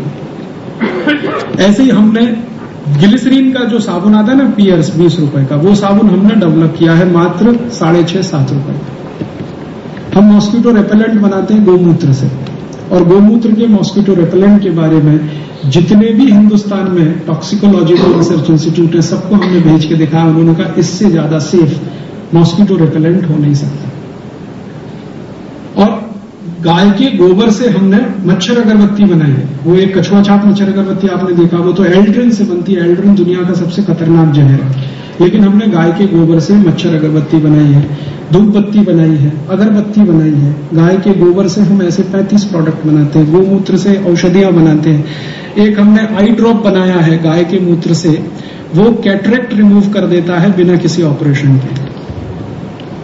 कैटरेक्ट का दुनिया में एक ही ट्रीटमेंट है, ऑपरेशन। हम गोमूत्र से एक बनाया है वो आप इस्तेमाल करें तो 3 महीने के बाद आपको जरूरत नहीं पड़े ऑपरेशन की। और गवर्नमेंट ऑफ इंडिया ने हमको मेडिसिन के रूप में उसकी मान्यता दे दी है। थोड़ा हमें उनसे झगड़ा करना पड़ा क्योंकि गवर्नमेंट ऑफ इंडिया गोमूत्र को मेडिसिन मानने को तैयार नहीं थी, लेकिन गवर्नमेंट ऑफ इंडिया को कन्विंस कराने के लिए हमें अमेरिकन पेटेंट का सहारा लेना पड़ा, क्योंकि अमेरिका ने 2002 में गाय मूत्र को पेटेंट ले लिया था। तब गवर्नमेंट ऑफ इंडिया कन्विंस हुई कि हाँ ये मेडिसिन है। तो इस तरह की कुछ कोशिश हमने की और इस पूरी कोशिश में ध्यान हमने ये रखा है कि ऐसी चीजों का इस्तेमाल करें जो गांव में आसानी से उपलब्ध है। हर एक गांव में ये छोटे छोटे स्तर पे हमने ये 118 गांवों में शुरू किया है। कल्पना है कि कोई दिन 200 गांव में हो, 500 में हो, 1000 में हो, 2000 में हो। जैसे जैसे बढ़ता जाएगा वैसे वैसे ये ताकत बढ़ेगी और यही ताकत एक दिन भारत को हो सकता है दूसरी आजादी की लड़ाई लड़ने के लिए क्षमता पैदा करेगी और ये लोग लड़कर अपनी स्वतंत्रता हासिल कर लेंगे। क्योंकि एक बार इनका आर्थिक स्थिति अच्छी हो गई तो वो राजनीतिक ताकत तो अपने आप ले लेंगे, क्योंकि आर्थिक शक्ति में से ही राजनीतिक शक्ति निकलती है और राजनीतिक शक्ति निकलने के बाद फिर संस्कृति और सभ्यता की रक्षा भी हो सकती है। जब तक आर्थिक रूप से वो कमजोर है तब तक आप उनसे कुछ अपेक्षा नहीं करते। और चलते चलते एक आखिरी बात कि इन्हीं गांवों को स्वावलंबी बनाने के लिए हमने गांधी जी जैसा एक्सपेरिमेंट शुरू किया है। गांव गांव में हम चरखे देते हैं, वो चरखा चलाते हैं, उसमें से सूत निकलता है। हमारे चरखे का 8 घंटे कोई भी काम कर ले साधारण से साधारण व्यक्ति तो उसको 70 से 80 रुपए आराम से मिल जाता है और एक चरखे से 5 आदमी को रोजगार मिलता है, रोज का 70 से 80 रुपए। ऐसे कुछ हजार चरखे हम भारत में चलवा रहे हैं 118 गांव में। हमारी कोशिश है कि इनकी संख्या बढ़ती जाए। उसमें से बनाया हुआ सूत, उससे खादी हम बनाते हैं, वो खादी भारत में कई स्थानों पर उपलब्ध है। मैं यहाँ लाया हूँ सैंपल के रूप में, वो आप चाहेंगे तो पीछे देख सकते हैं। और हमने 167 खादी की डिजाइनें डेवलप की हैं, हाथ से बनाई हुई, हाथ से काती हुई। और उसमें जो कलर हम इस्तेमाल करते हैं वो बाहर से नहीं डालते, नेचुरल कलर का कॉटन हमने डेवलप किया है और ऑर्गेनिक कलर्स इस्तेमाल किए हैं। तो ऐसी कुछ कोशिश हम थोड़े थोड़े स्तर पे कर रहे हैं। यही कोशिश अगर बहुत बड़े पैमाने पर हो जाए, हम भारत के कुछ स्थानों पे कर रहे हैं, आप जैसे लोगों के मन में अगर ये बात बैठ जाए और आपकी मदद से ये और स्थानों पर हो जाए, ये मल्टीप्लिकेशन होता चला जाए, तो थोड़े दिन में ये एक बहुत बड़ा कैंपेन हो सकता है। जैसा आजादी लाने के लिए ये कैंपेन चला था, वैसे ये कैंपेन आजादी बचाने के लिए चल सकता है। और शायद इस कैंपेन की ताकत से हम भारत को स्वावलंबी स्वयंपूर्ण देश बना सकते हैं और वो गौरव फिर हासिल करवा सकते हैं जो भूतकाल में था। भूतकाल में अगर था तो भविष्य में भी हो सकता है, अगर वर्तमान उसका ठीक कर सके तो। इस विश्वास के साथ आपका आभार, बहुत धन्यवाद।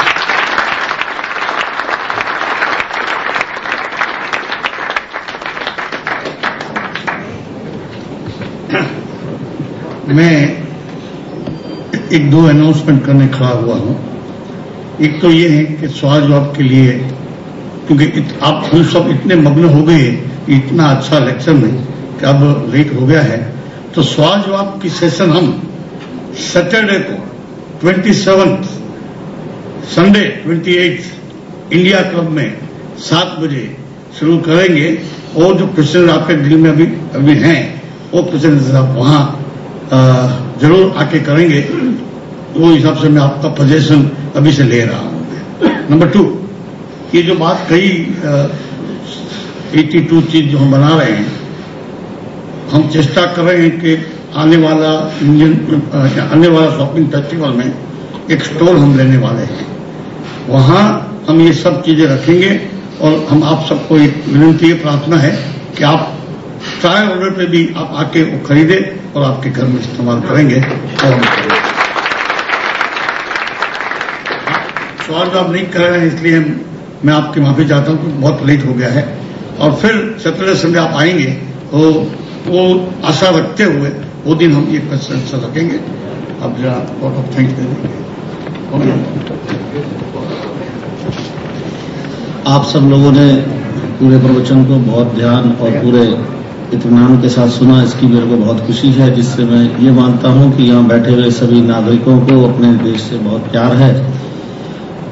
और मैं समझता हूं कि वो इस बात को ऊपर जरूर मनन करेंगे कि जो राजीव भाई ने कहा है उसकी अंदर कहां तक वो क्या सोचते हैं, उनके मन में क्या विचार आते हैं।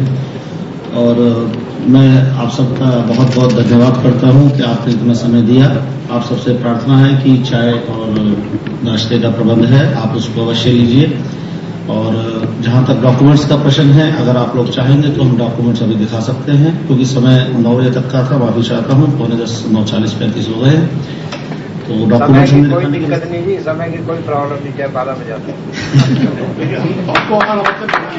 हमारा वचन था इसलिए, क्योंकि समय की दिक्कत नहीं है। इतना समय कहाँ मिलेगा, इतना बढ़िया। तो जैसा आप चाहें, अगर डॉक्यूमेंट्स या प्रश्न उत्तर जैसे ऑलरेडी बताया है, तो कुछ डॉक्यूमेंट्स चाहें तो व्यवस्था कर देते हैं, अभी हो जाएगी। तब तक आप चाय पीने लीजिए, तब तक हम स्क्रीन कर लेंगे।